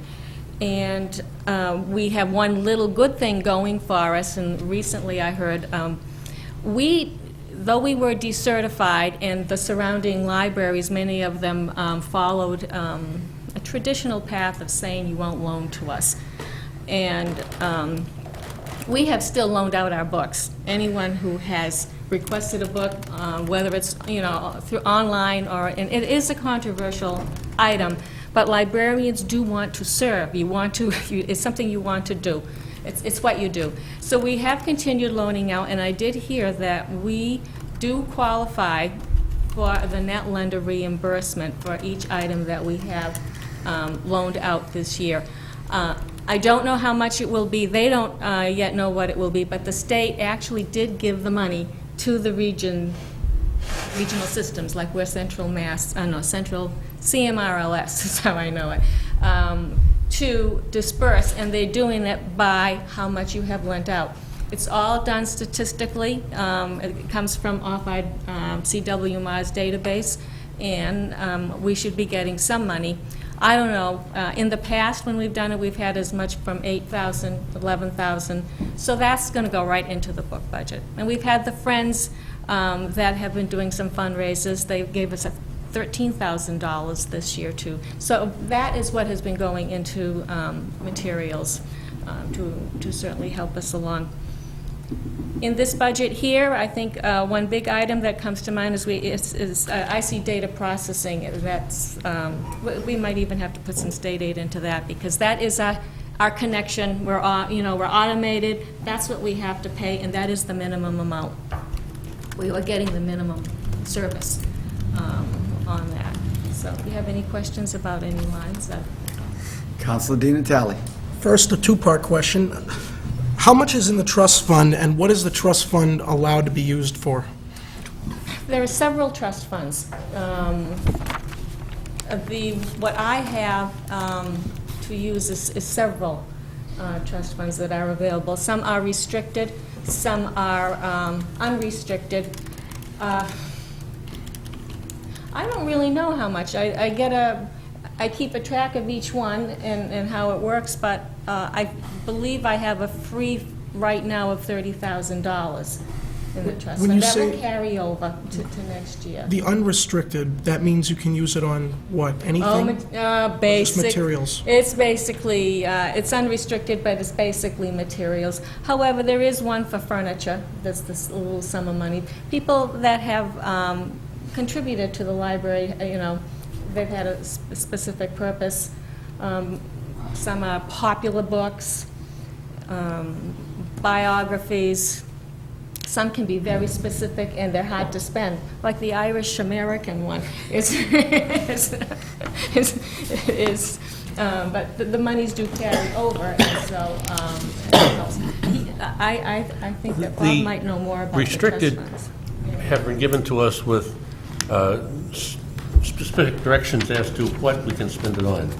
Fishing, or hunting, or Finnish history, or Irish history, and so on. So those, some years we can't spend the dividends we get from it because there's nothing available that the librarians feels they need.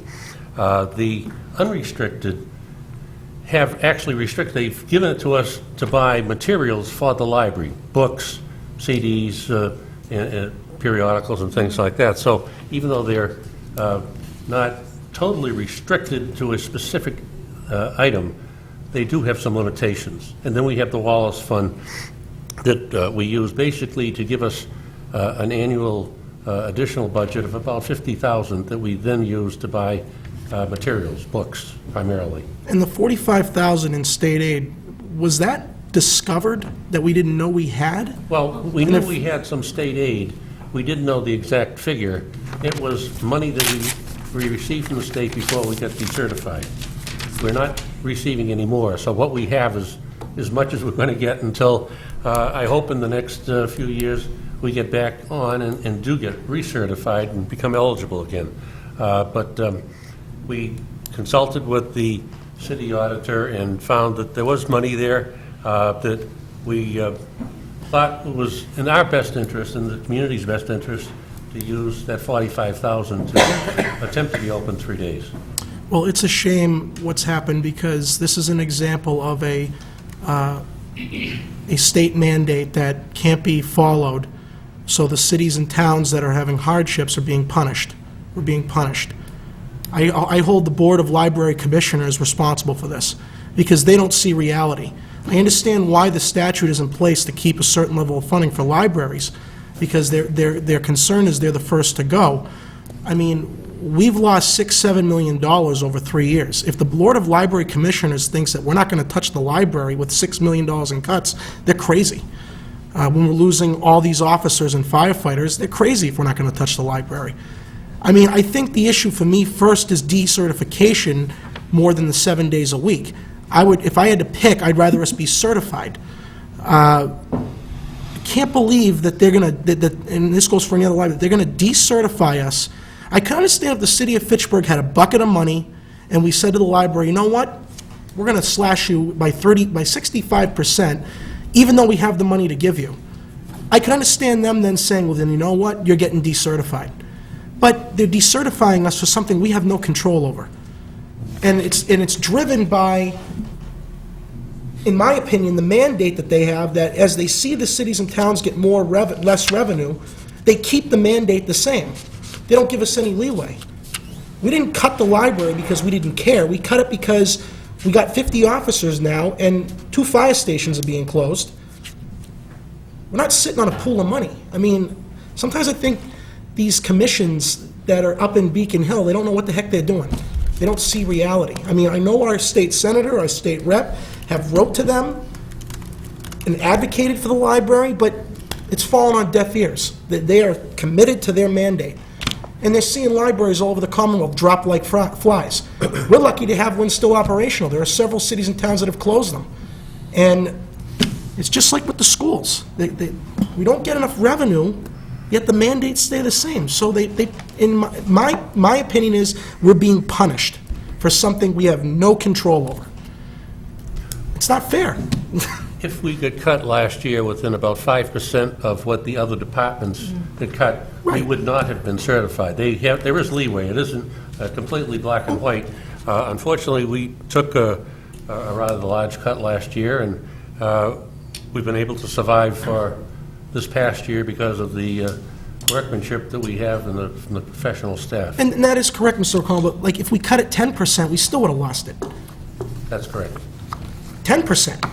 Well, They still would. In relationship to all other departments. Okay, but I mean, all right, but if it wasn't 67, let's say it was 25, we still would have lost it. I mean, it's Oh, yes.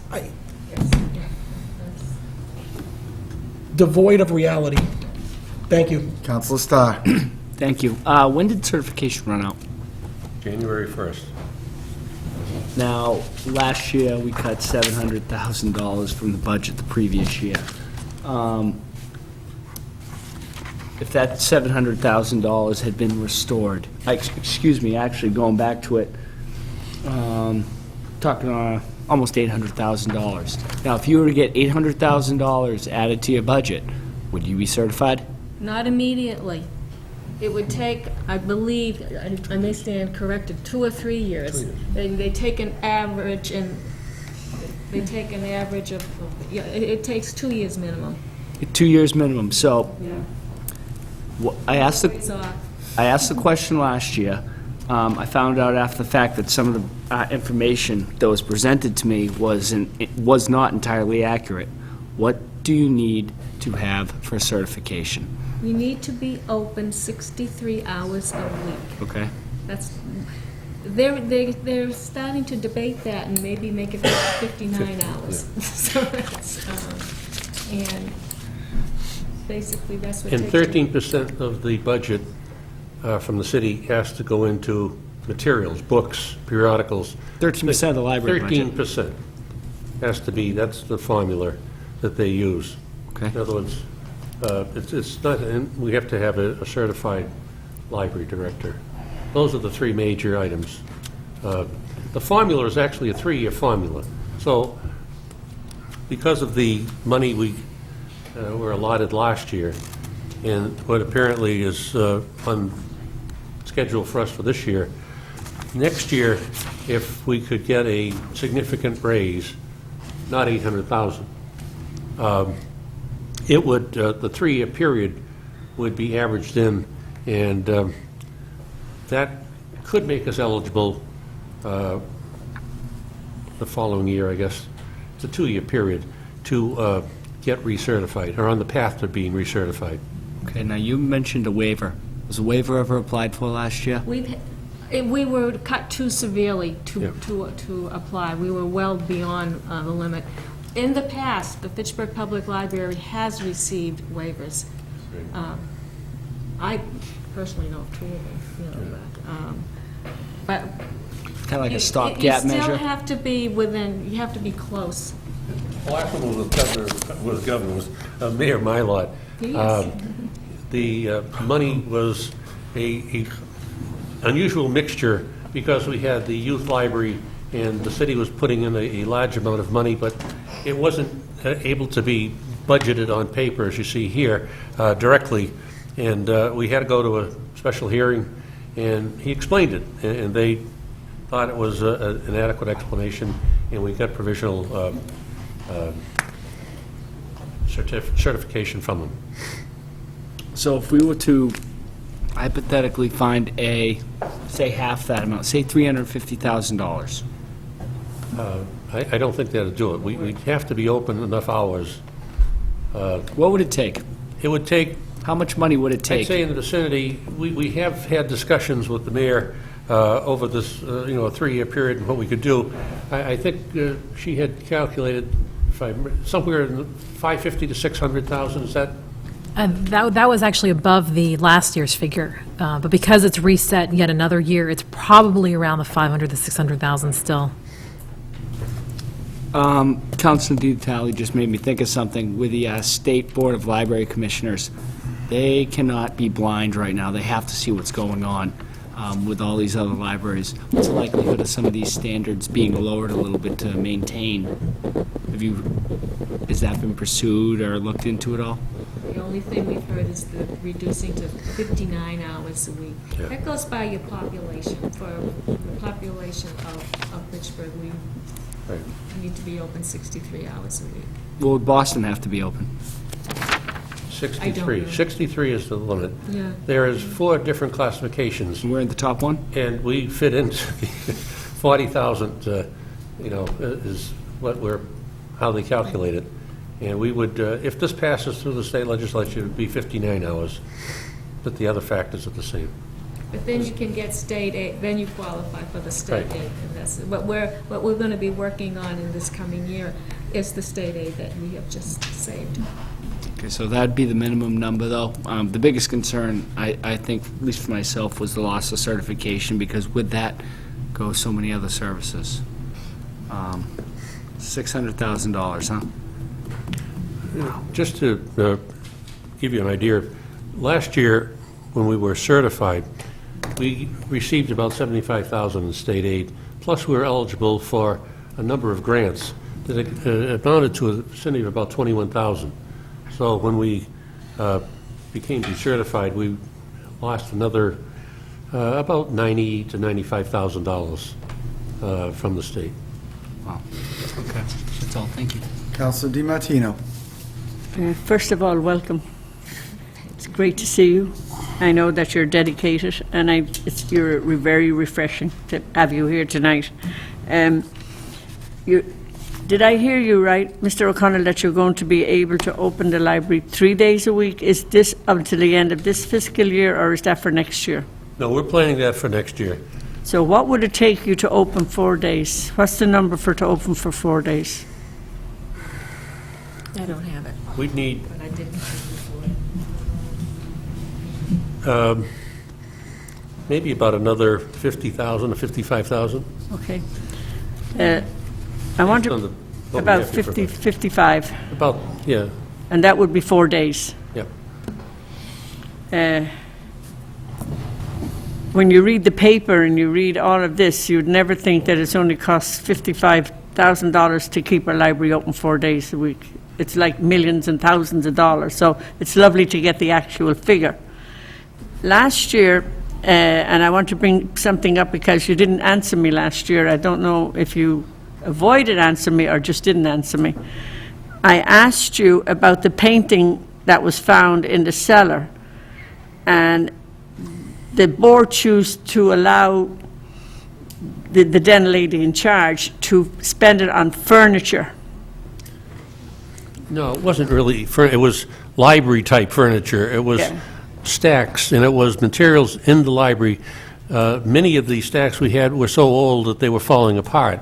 So we asked Ann, basically, when she was a candidate, that one of the things that the library board wanted was to rejuvenate the library, to spruce it up, to get it a more attractive place when you came in the front door.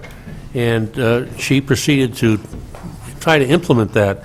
All our CDs and DVDs were down in the cellar. So if any member of the public came in, they had no idea what we had. They're now upstairs, right in the front when you come in, and they're widely circulated. It was just that the place needed sprucing up. The desks that the staff had were antiquated. They just weren't functional. Now we have some that are able for customers to come in and sit and discuss their problems, and they can research the questions they have and so forth. So it's made a difference with how the staff meets the community, and I think that was a big plus for us. And that was the year that you weren't aware that we were going to have this freight train hit us financially as regards the budget, or were you aware that things were coming down hard and that you may have used that money, or even half of that money? I'm not saying not use it all, but half of that money to be put aside for something like what's happening now. You know, take 50% of the whatever it was, 900 and something, wasn't it, for the painting? 90, No, it was 90, 91,000. yeah. So half of that, put half of it that, but now that it's over and we're down in this, that, not saying that now, but if we all had ESP or Read the Future, that would have kept your library open another day, almost. Half of the money. Yeah. But at that time, there were no indications that we had any financial problems. Yes. Or substantial financial problems. Yeah. And it was really a mandate from the library board to get the library moving, to rejuvenate it and to spruce it up, and it has been a very big plus. We've had numerous people come in and say, gee, you know, it's a more pleasant place. We've rearranged a number of the sections so that people felt more comfortable coming in and reading materials in the librage. And last year also, when we talked about the endowments that you had at the library, and correct me if I'm wrong, it was over $1 million with all of the endowments together. I think it was 1.2 million. Yes. Is that the same number that we have now? It's in the ballpark. The stock market's been a little bit off. A little bit but off, we're yeah. bouncing back. But we basically try to have enough growth so that each year, as dividends, we get 50 to 55,000 that we then put into the book account primarily and periodicals. Well, you've answered the next question. I was going to ask you what you did with the interest from that money, and now you've just told me you put it into that. Right. Okay, thank you very much. Councilor Tran. Thank you, Mr. President. It's admirable to discuss certification and decertification, but that discussion has come and gone. The most important discussion that we should have tonight is how can we provide the best service to the residents of Fitchburg, especially the children. It's no secret that I'm a big supporter of the library. I've stated that many times publicly and privately to the library workers. I believe the library is where children get an education outside of the school system and their homes. Isn't that something worth talking about? Isn't that something worth funding? I gave a long speech last year, and I guess it landed on deaf ears. And we decreased the hours, and it's quite sad when I visit the library and see hundreds and hundreds of children there. Every time the library has a function for the children. And I say to myself, this is precious. What are we doing? Why are we taking it away? And yet, I constantly hear from people who basically don't have kids or have never directly benefited from the library, shut down any kind of positive discussions to keep the library open more than the current hours. The library is, to me, one of the very few entities that provide a unique service indiscriminately, regardless of your base, your race, your gender, your economic status. It's there. So what happened to the hundreds and thousands of people who benefit from using the library if we come near to closing the library and add another abandoned building to the many, many abandoned buildings we have in the city? What does it take? And out of all the cuts in the library budget, in my opinion, the money should be put back in the expense library maintenance in order to keep it open more. But in your opinion, and you threw out the number 50 grand, which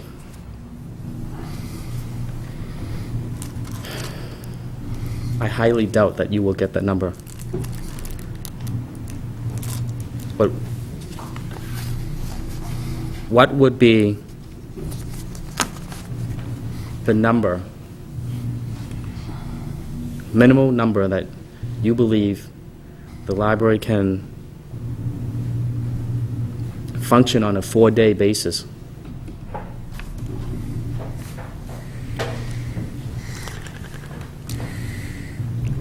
It'd be, this year, we have basically $369,000. That's total for all maintenance and supplies and so forth. To go one more day, you would have, it'd be about $50,000 for the staff. But one of the things that you have to look at also down under library maintenance, our electricity's been cut by $20,000. Our heating fuel's been cut by $20,000. Yeah. And that's a major factor as to how long we can go. When I said we voted to go, they open 3 days, but we all realize that come next May or June, we may run out of money and have to close. So, you know, it's not just the staff, it's the other necessities that need to go along with it.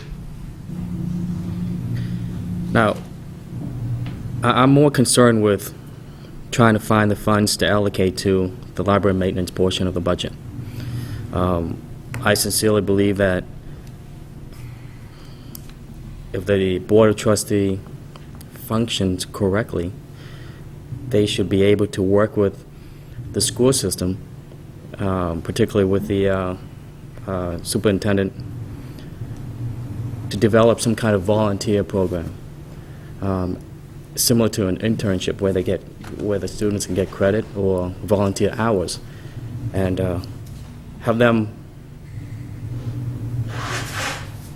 be part of this process, keeping the library open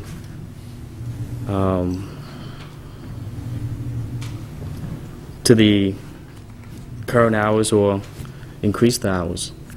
Is that feasible?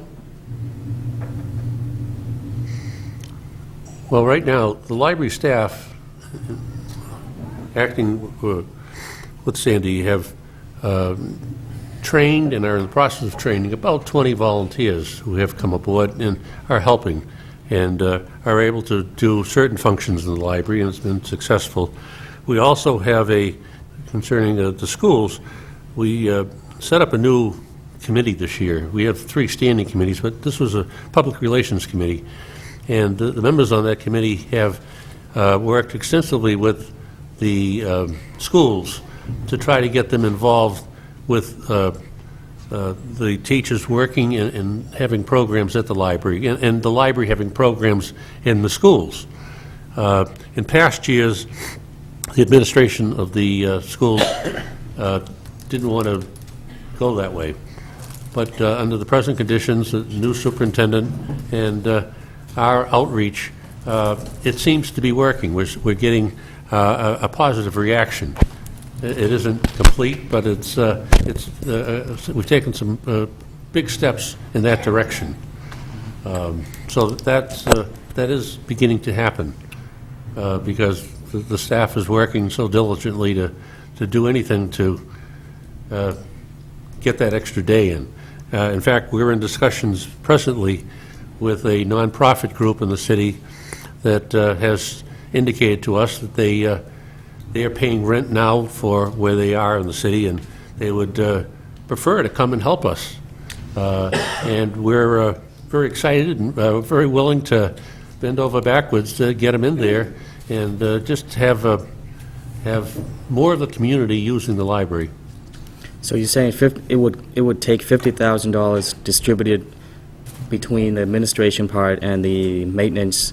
No. That would... No, the 50 would be just basically for staff salaries. We would, another day, the fuel and electricity would have to be, we'd have to get additional funds there also. You understand that would be difficult, right? Oh, yes. One more question. I think it was last year, towards the end of last year, that Councilor Dean Talley and I proposed restricting borrowing privileges to other communities who have decided to deny Fitchburg residents from using or borrowing their materials. And the petition was sent to the mayor, and I believe as well as to the library and the Board of Trustees. What has come from it? Well, that's what I was talking about previously. We continued to, because it was discussed at the trustees meeting, and they did not vote to stop lending. So we have continued lending, and now we are going to get some lender money for it. It's a lot of work, too, but, now we can buy more materials. Actually, 2 things have come out of that. A negative thing in the beginning, when it became public, we had almost 50 cities and towns out of over 300 who voted not to lend to residents of the city of Fitchburg. Within the next week and a half, I think it went up to about 65 or so. It came to some of their attention that maybe we should do that too. Right now, it has not been discussed, and I think other libraries are not going there. We haven't had any additional libraries vote not to lend to us. We do get books from a number of libraries presently. Obviously, the numbers are switched a little bit. We lend out a large number of books, and we get a number in, but not what we used to get.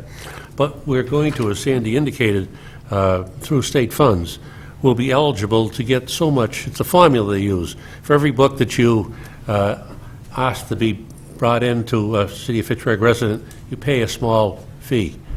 For every one that goes out, you get a fee in return. And as she indicated, in previous years, we've had as much as $8,000 or $10,000. I think one year we had 11. Because of the imbalance this year, we're hoping, if everything goes well, we would exceed $10,000 or $11,000, which would then go in and help us buy additional materials. So it really works at the present time sort of in our favor to lend out books and get some compensation in return, because we have a very large collection. We also have, the Library Commissioners did not take away a $40,000 grant for a feasible study for a renovation project. That's the only thing that they didn't take back. and it has to be in an interest-bearing account. And so we really kind of wanted to tread carefully about that, because we don't want them to take that back. Because we are planning, although right now we've been budget, but we are going to work on a feasible study and work on a renovation. So in 5 years or whatever, we're ready to go. And I'd like to commend you and your staff for the wonderful work you do for the library. Thank you. You guys are incredible, and I hope that when the time comes that my fellow councilors and the council as a whole find that it's favorable to allocate more funding to the library, so and help the library either stabilize the current hours or increase the hours. Thank you. Councilor Joseph. Just quickly, I wanted to thank you and you for coming back. Thank your staff for the dedicated work over the last year's hardship. The Board of Trustees, you've had a bit of a turnover this year. We were really great to see the people that came in front of the Appointments Commission that wanted to be part of the library and to see it regrow. So that's the future of the library right now, is the employees that it has that are dedicated to it, and the trustees that have come and stayed on the board and have come onto the board to make this better, because that's what it's all about. It's not the general citizen that's going to make this better. It's the people that are involved in it every day that are going to make it better, and I thank those people for coming forward this year. Councilor Caddy. What are the penalties, what other penalties brought on to us with decertification other than the borrowing of books from other libraries?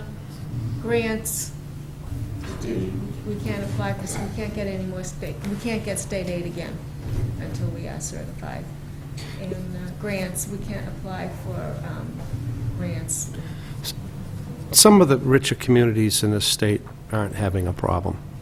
The poorer communities are all over the state. Why are they so stringent? Why is the Board of License Commissioners, why don't they understand what's going on? You know, it doesn't make any sense to me. Who are these people? And I've been to their meetings. I think they feel a responsibility to set a standard. if they didn't set the standard so stringent years ago, you'd be open longer than 21 hours this year. They forced this. Every year, they kept making us put more money into that budget to the point of a bust. So it doesn't make sense. Who are these people? Are they not from Fitchburg, No, obviously? really, it does make sense, because in past years, there were many communities, many of them smaller communities, who decided that, gee, there's 5 towns around us who each have a library. We're not going to open our library. Let our citizens go to X, Y, and Z communities and read and borrow books and take them out. And we found that the taxpayers in those towns were saying, wait a second, we're supporting this town that decided they didn't want to have a free public library for their community. So it was really driven by that type of thinking. Lunenburg. But that's not what's going on here. That isn't, obviously, that isn't what's going on. Well, you know, we're talking about laying off 20 policemen. You know, of course we're going to cut the library. Don't they understand that? It doesn't make any, it's absurd. It doesn't make any sense to me. And you can't explain it. I mean, it's just, these people aren't from here. Can a Fitchburg resident get a library card at Fitchburg State College? Yes. Do we promote that? I think there's a fee involved. It's a fee. It's like, I believe it's $35. I think it's $20. And, well, some people have gone up, but the only problem is the materials they have at Fitchburg State have been found by some of the people who've gone up there were inadequate, weren't what they were looking for. They had a more, a less diverse selection of topics. They didn't have fiction. Yeah, more on the academic, and many people that have reported back to us said, no, it wasn't worth paying I thought it was $35, but it may have changed. Have we thought of having a partnership with Fitchburg State? I mean, how do you become a librarian? I mean, I don't know, I really don't know, but could they offer a course there? Could we partnership with Fitchburg State College? They're one of the largest landowners in the city, and they don't pay any taxes. At least we could do is get some benefit from them with our library. If obviously the funds aren't there, they could help us with that. Manpower, having a course on being a librarian. I'd like them really to get, it was Mayor early on, when I first talked with you, was interested in getting maybe some teachers, professors from Fitchburg State to run a seminar, in the library and using library space and attracting local people. But we get bogged down with every day. And then the one more thing to go back to the commissioners. Let's say next year we put all the money back.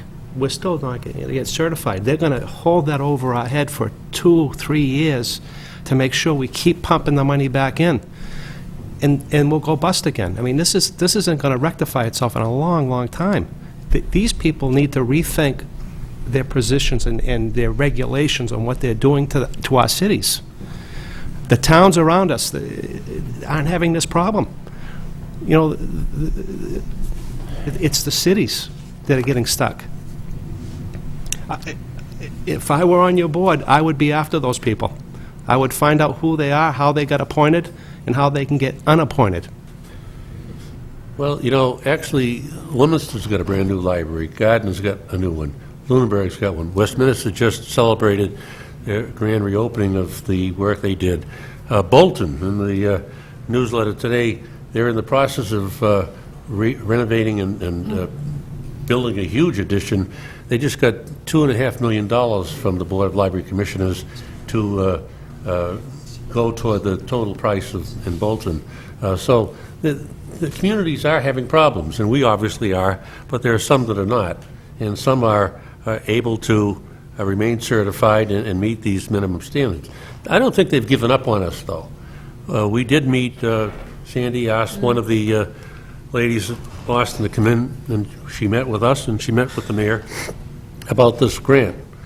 And because we were prepared, because we hadn't been able to do anything with it, we said, well, we better give it back, because if we spend it and nothing happens, we're going to have to repay it and really be in a problem. And she said, no. She says, we have faith in Fitchburg. She says, we know you're going to come back. And she says, we want you to start planning now for a renovation program. I mean, we have some major problems there, as we've indicated for the last 4 or 5 years. We have 2 boilers, one doesn't work at all, the other one's on a hope and a prayer. Our air conditioning units, we have 108 of them, 50% of them don't function at this present time. We have a roof that's leaking. We have areas in the library that are really dead space that we can't use at the present time because of the way it was constructed. We also have, as you can obviously see, a large amount of glass on that library. And it was put in 1967, and we all are very much aware of its heat value, which isn't there. So we're looking forward to a renovation, and the state is too. They want to work with us. They want us to begin as soon as we can, and within the next, when the budget's over, we can get our head on straight and start working on hiring the initial phases of setting a new plan for what we can do with the Fitchburg Public Library. The youth library is just much, much too small. It doesn't have the services that we should be able to provide. The auditorium isn't used 10% of the time. And if we could make some major changes there, we could use it as a community center, and we could be back certified and competing with any other town and city. Next. Councilor Bove.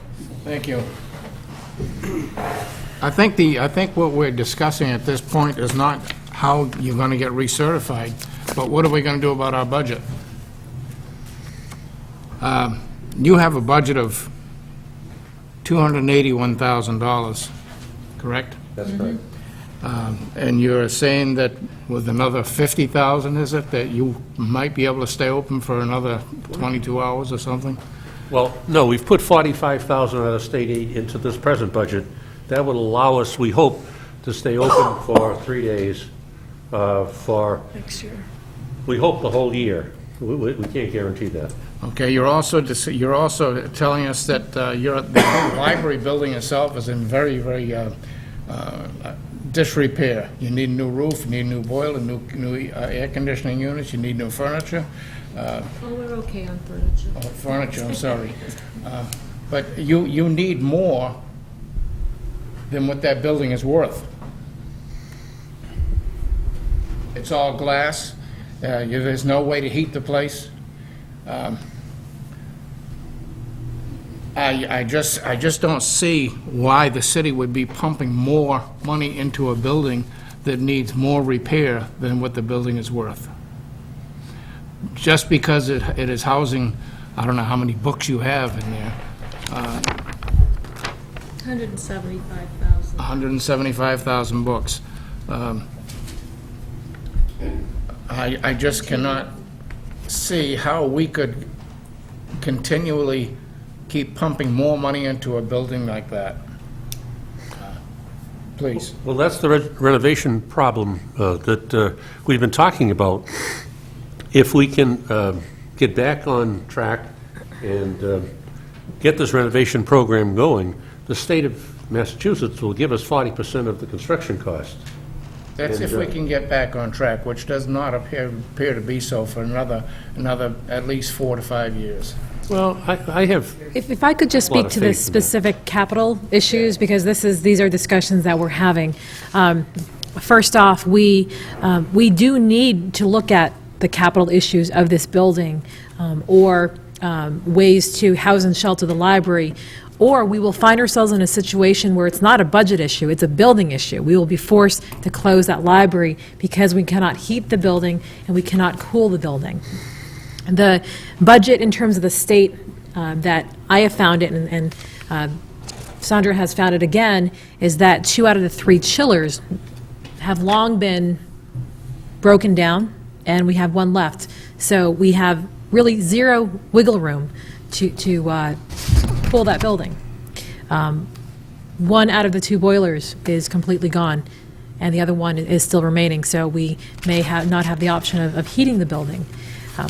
I've been in discussions with the library about the chances of continuing along the path of renovation, because it is going to happen at some point.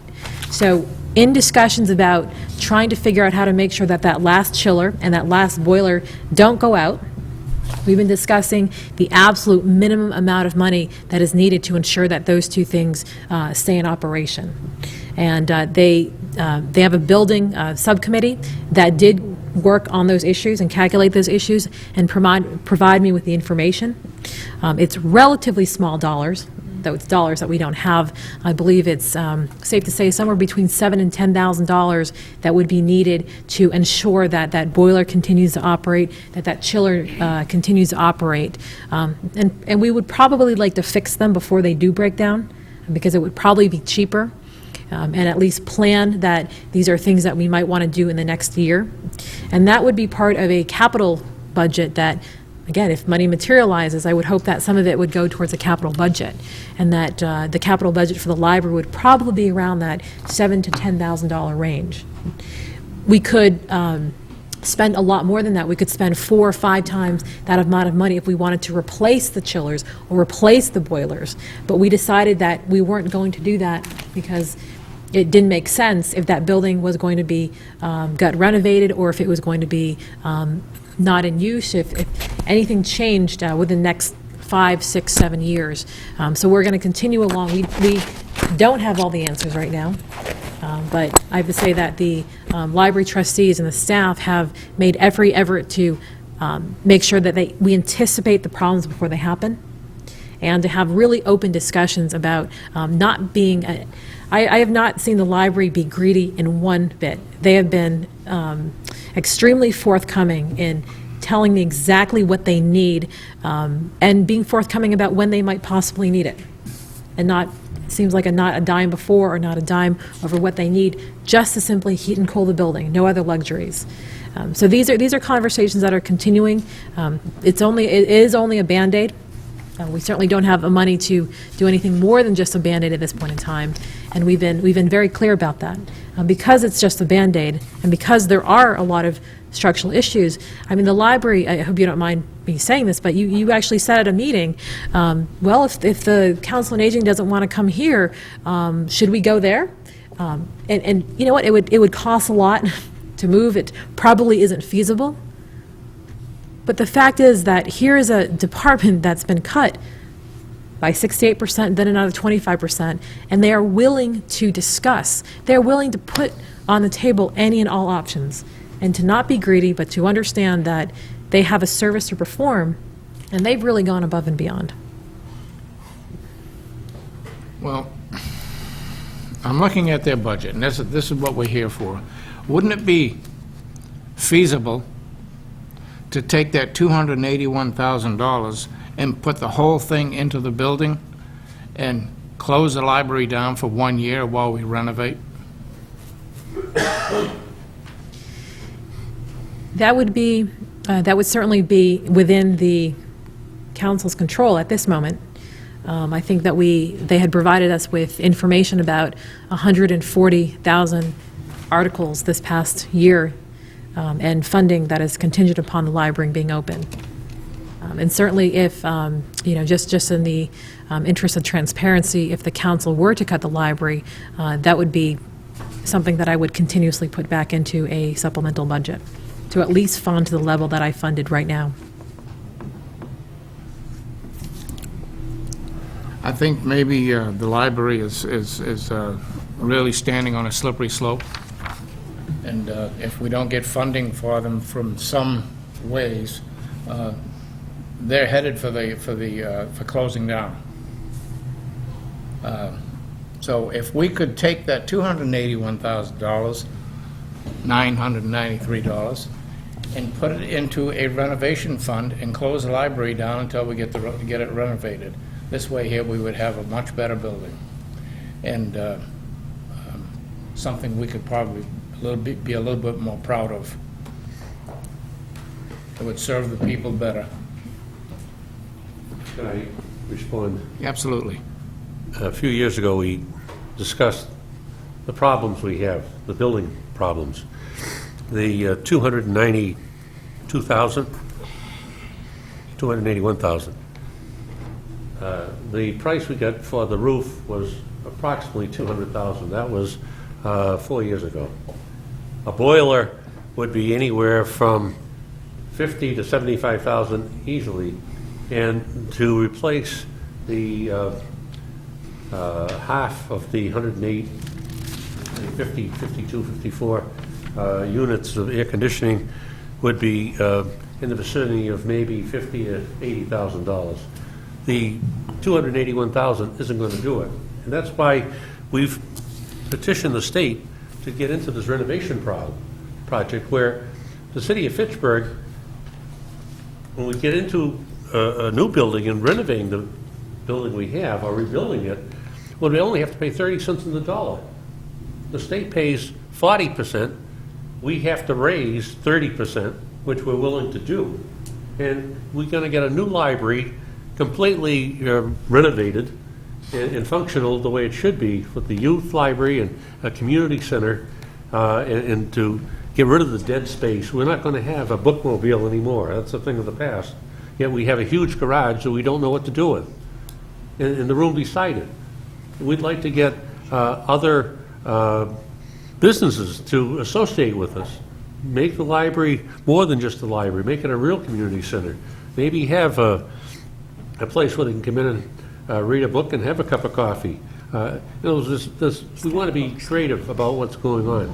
And $280,000 isn't going to do it. In the same time, if we did close the library for a year, it would be a tremendous injustice to the community. We have people who are there, first thing the library opens in the morning, they need to use the computers. They need to make resumes. They need to do research. They're looking for jobs. We have a staff that we've been lucky to hang on to for this last year after getting rid of 20 of them, of professionals, and if we close the library, we've lost them. We're going to have to start, not just a new building, we're going to have to start with a complete new staff. And, you know, to be real honest, how many professional librarians want to come to a city that has nothing to offer for it? Not a building, or not a program, or no other staff members. Sandy is bending over backwards to do everything she can for us, because we really know right now, we couldn't go out and hire a permanent library director. Because we know anyone that's worth their salt isn't even going to bother applying. So, you know, we have some temporary problems, and we're willing to work with them. But closing the library completely isn't, in fact, you couldn't really close it completely, because if you didn't put some heat and moisture into the library and keep the controls, we'd lose that 175,000 books. And that would be a complete disgrace. How do you do that with humidifiers? Well, you know, having enough heat so that the moisture doesn't get into the books, and they have, I mean, moving it to someplace else, Leominster, when they moved from their library temporarily, I think it was about $120,000 to move. So, you know, where we are isn't the best of conditions, but we're there, we're willing to work with it. And what do you call sufficient heat? Sandy's the expert on that, because every Tuesday she goes down and gets the heat going and turns it off. We're very selective about the heat right now, enough to keep the place moderately warm during the winter time. What do you call sufficient heat to keep the moisture out of the books? I can't answer that. Maybe Sandy could.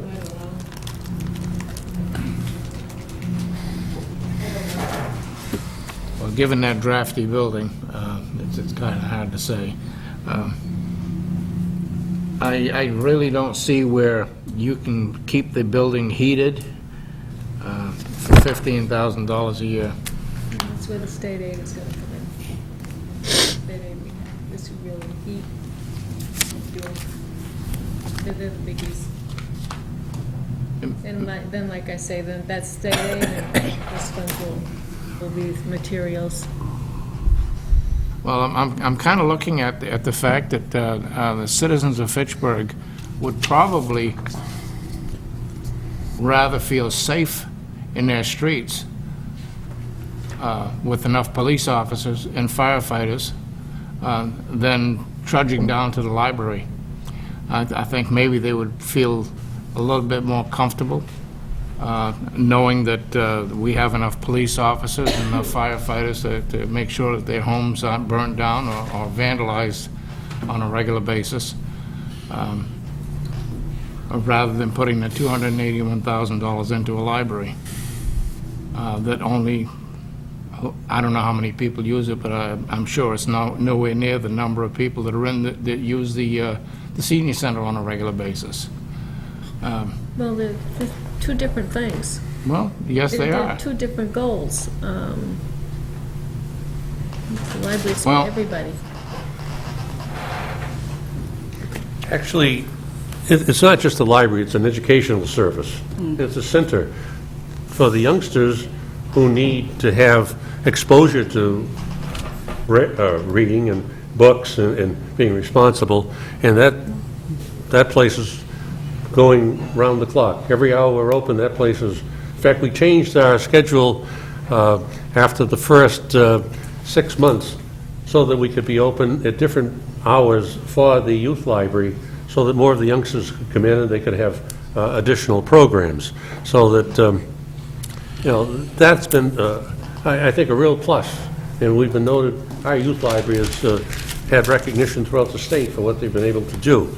The other group that's in there as much as anyone else is the seniors. They do go over to the senior center, but many of them stop in the library and use the computers and take out our books and are very much involved. On any given day you're over there, a good number of the people in there, citizens of Fitchburg, are the seniors. I still am of the belief that more police officers, more firefighters are more important.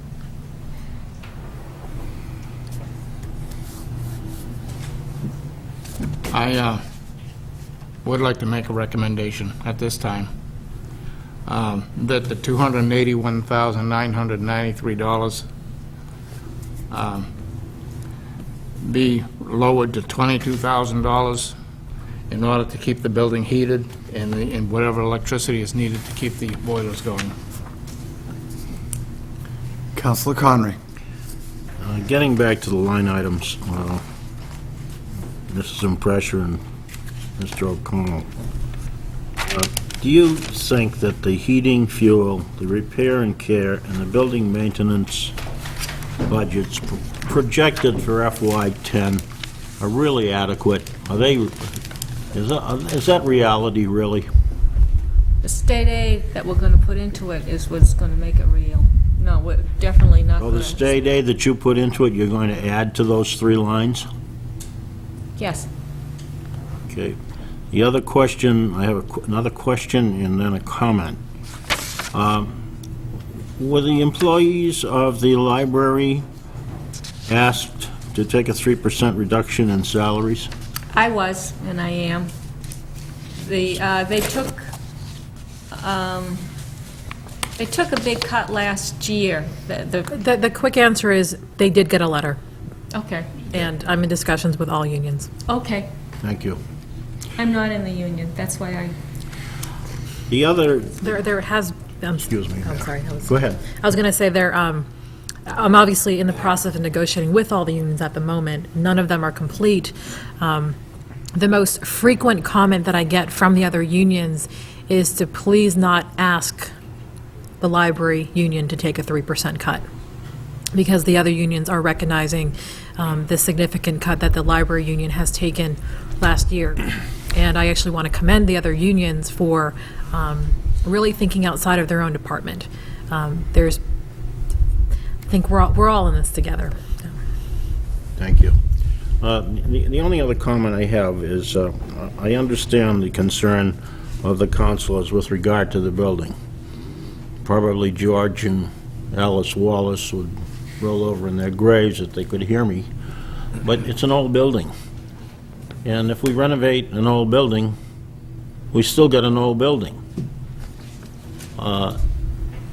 Just doing some thinking outside the box, that library is in a strategic downtown location. That library, and that maybe not the library, but the real estate that it sits on is worth a lot of money. Maybe not in today's market, but it will be.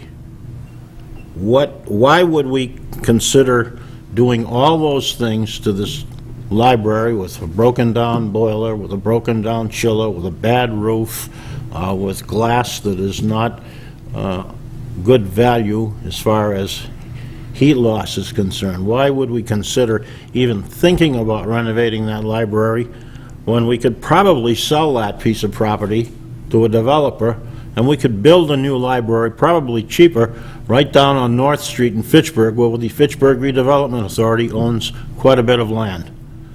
It's the gateway to the college.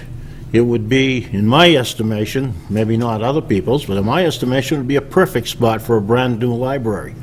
We probably, as you indicated, we would get some money from the state for building. The money that we get from the sale of the property, we probably could build that building for hardly nothing. That's what concerns me about the city.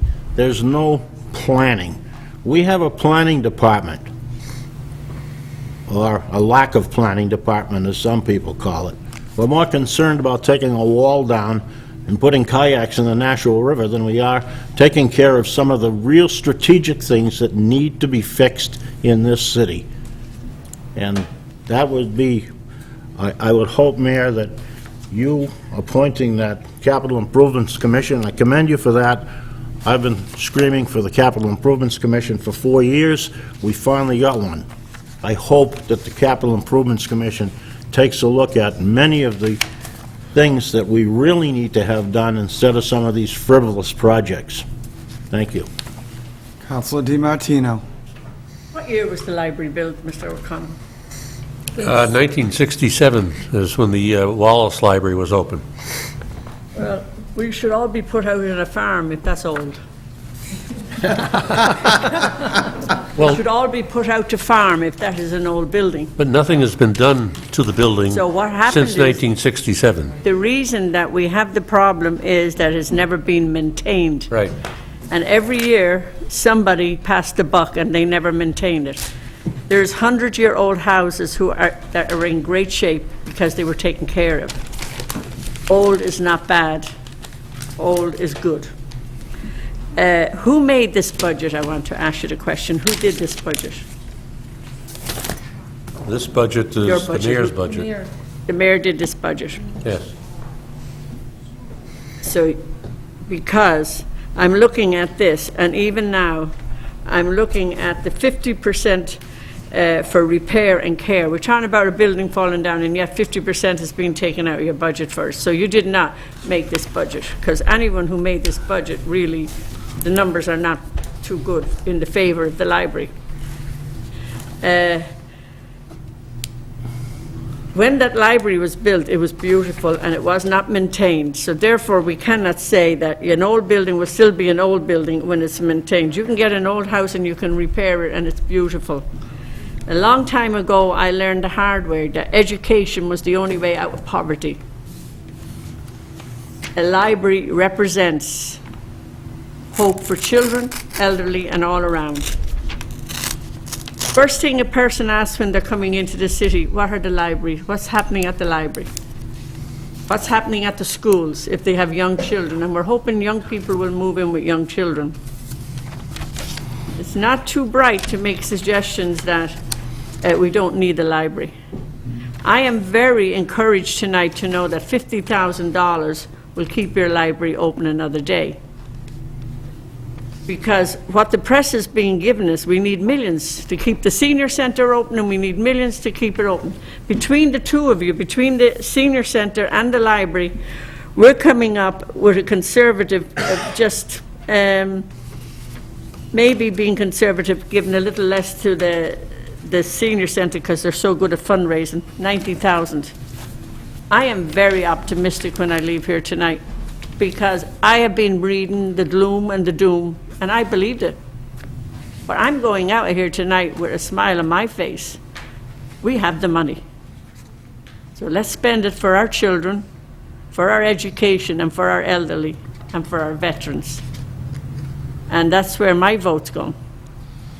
And I know somebody who was the carpenter on that library, somebody very dear to my heart, my first husband. And I know that that library was built well, and it was neglected by all the people who came before us. Thank you very much. Any other questions and comments regarding the library budget? Thank you. Thank you. Councilors, we will move on to page 35, Veterans Services Division.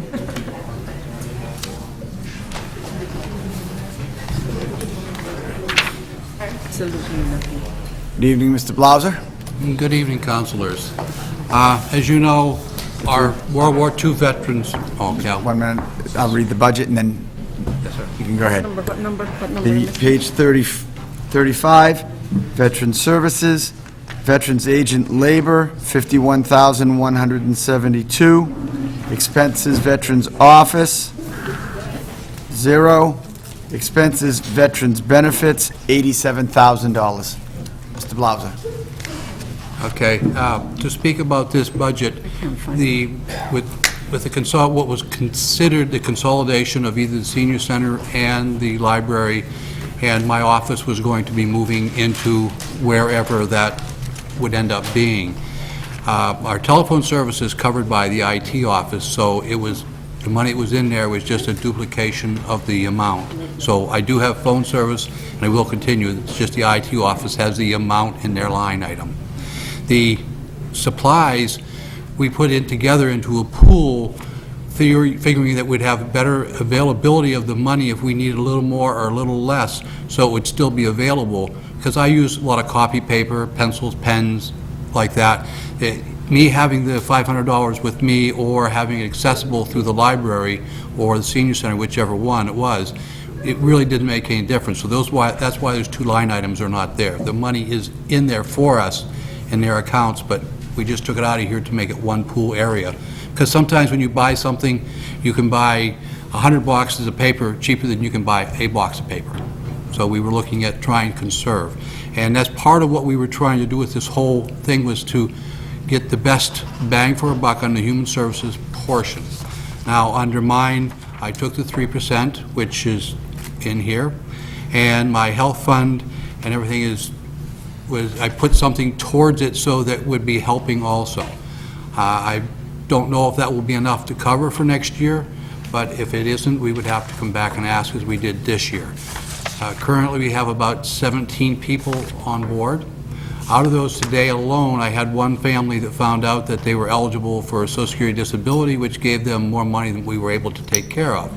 So when people come in, we just don't give them money and say, here's money, we're going to keep giving you money. We look at alternative sources, such as Social Security disability, VA disabilities, VA pensions, and other sources, and we also work very closely with the Career Center, getting them reemployed. And that is one of the things that we do, a job search program. They must come in, and if they're able to work, tell me where they looked at work and what they did, what the results are. As we know, the economy really is poor right now, but there is still people getting jobs, and I've had several of them go off because they got their employment. So we continue to work with them, and hopefully times will turn around and we'll be able to take care of those who have the medical problems, and the work problems will be on for a month and off. As you know, right now we're losing over 1,300 World War II veterans a day. And of course, Korean is probably 700 to 800, and Vietnam is a very high amount too, because we're getting to be into the seniors, which I'm one of. But the thing of it is, with those passing away, the city residents receive almost $6 million in monies from the federal government, that is through our efforts trying to help them get disabilities, pensions, compensations, child support, educational benefits, and all the things. It's almost up to $6 million. That's money that we don't see. That's money that I do, that I work with these people, and when people come in and you ask them, do you have a disability? Yeah, I got 10% 30 years ago. Is it worse? Yes, it is. Let's work on it, and we achieve a lot. Now, the reason I said there's 1,300 dying a day, out of those World War II veterans, a lot of them had 30, 40, and even up to 100%. 100% is like $2,700 a month. When you lose one of those, you have to get about 10% people on just to cover that rate up. So we even continued every year. When I started 11 years ago, we had 3.5 million. We're up to almost 6 million. We've lost all those veterans, but we continue to grow because we still work on that. So that's what we're doing for the city and the veterans. Thank you. Questions or comments? Councilor DiMartino. Comment, really. I was in your office the other day, and the Winchton Memorial, well, the veterans are getting buried up in Winchton, which is a beautiful place, by the way. And I was amazed. I was only in there maybe 7 minutes, and you had 2 people coming in picking their burial. Yes, ma'am. And it's a realistic when you realize that the veterans are at the point that they're doing. I'm hoping your budget is bare bones as always. Your work is excellent as always. I'm hoping that you're not planning to retire and leave us. I haven't done anything about that at all. I just want to be sure, because I think you do a great job, and I'm sure that you will love the senior center when you move over there. I'm looking forward to it, and getting the ROTC from Sergeant Journay to come in and help me buff it up and get it nice and shiny like he's done with up there. I don't agree with the color of the walls, by the way, but I'll talk to you later about that. Thank you very much. Anybody else have any questions or comments regarding the Veterans Department budget? Thank you, Mr. Blauser. Thank you very much.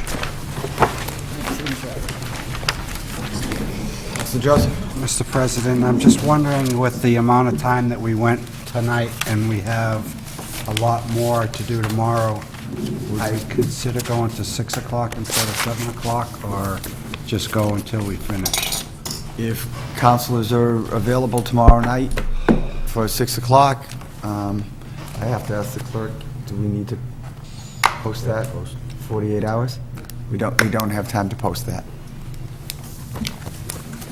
And at the end, we have to move some to a different night. We will do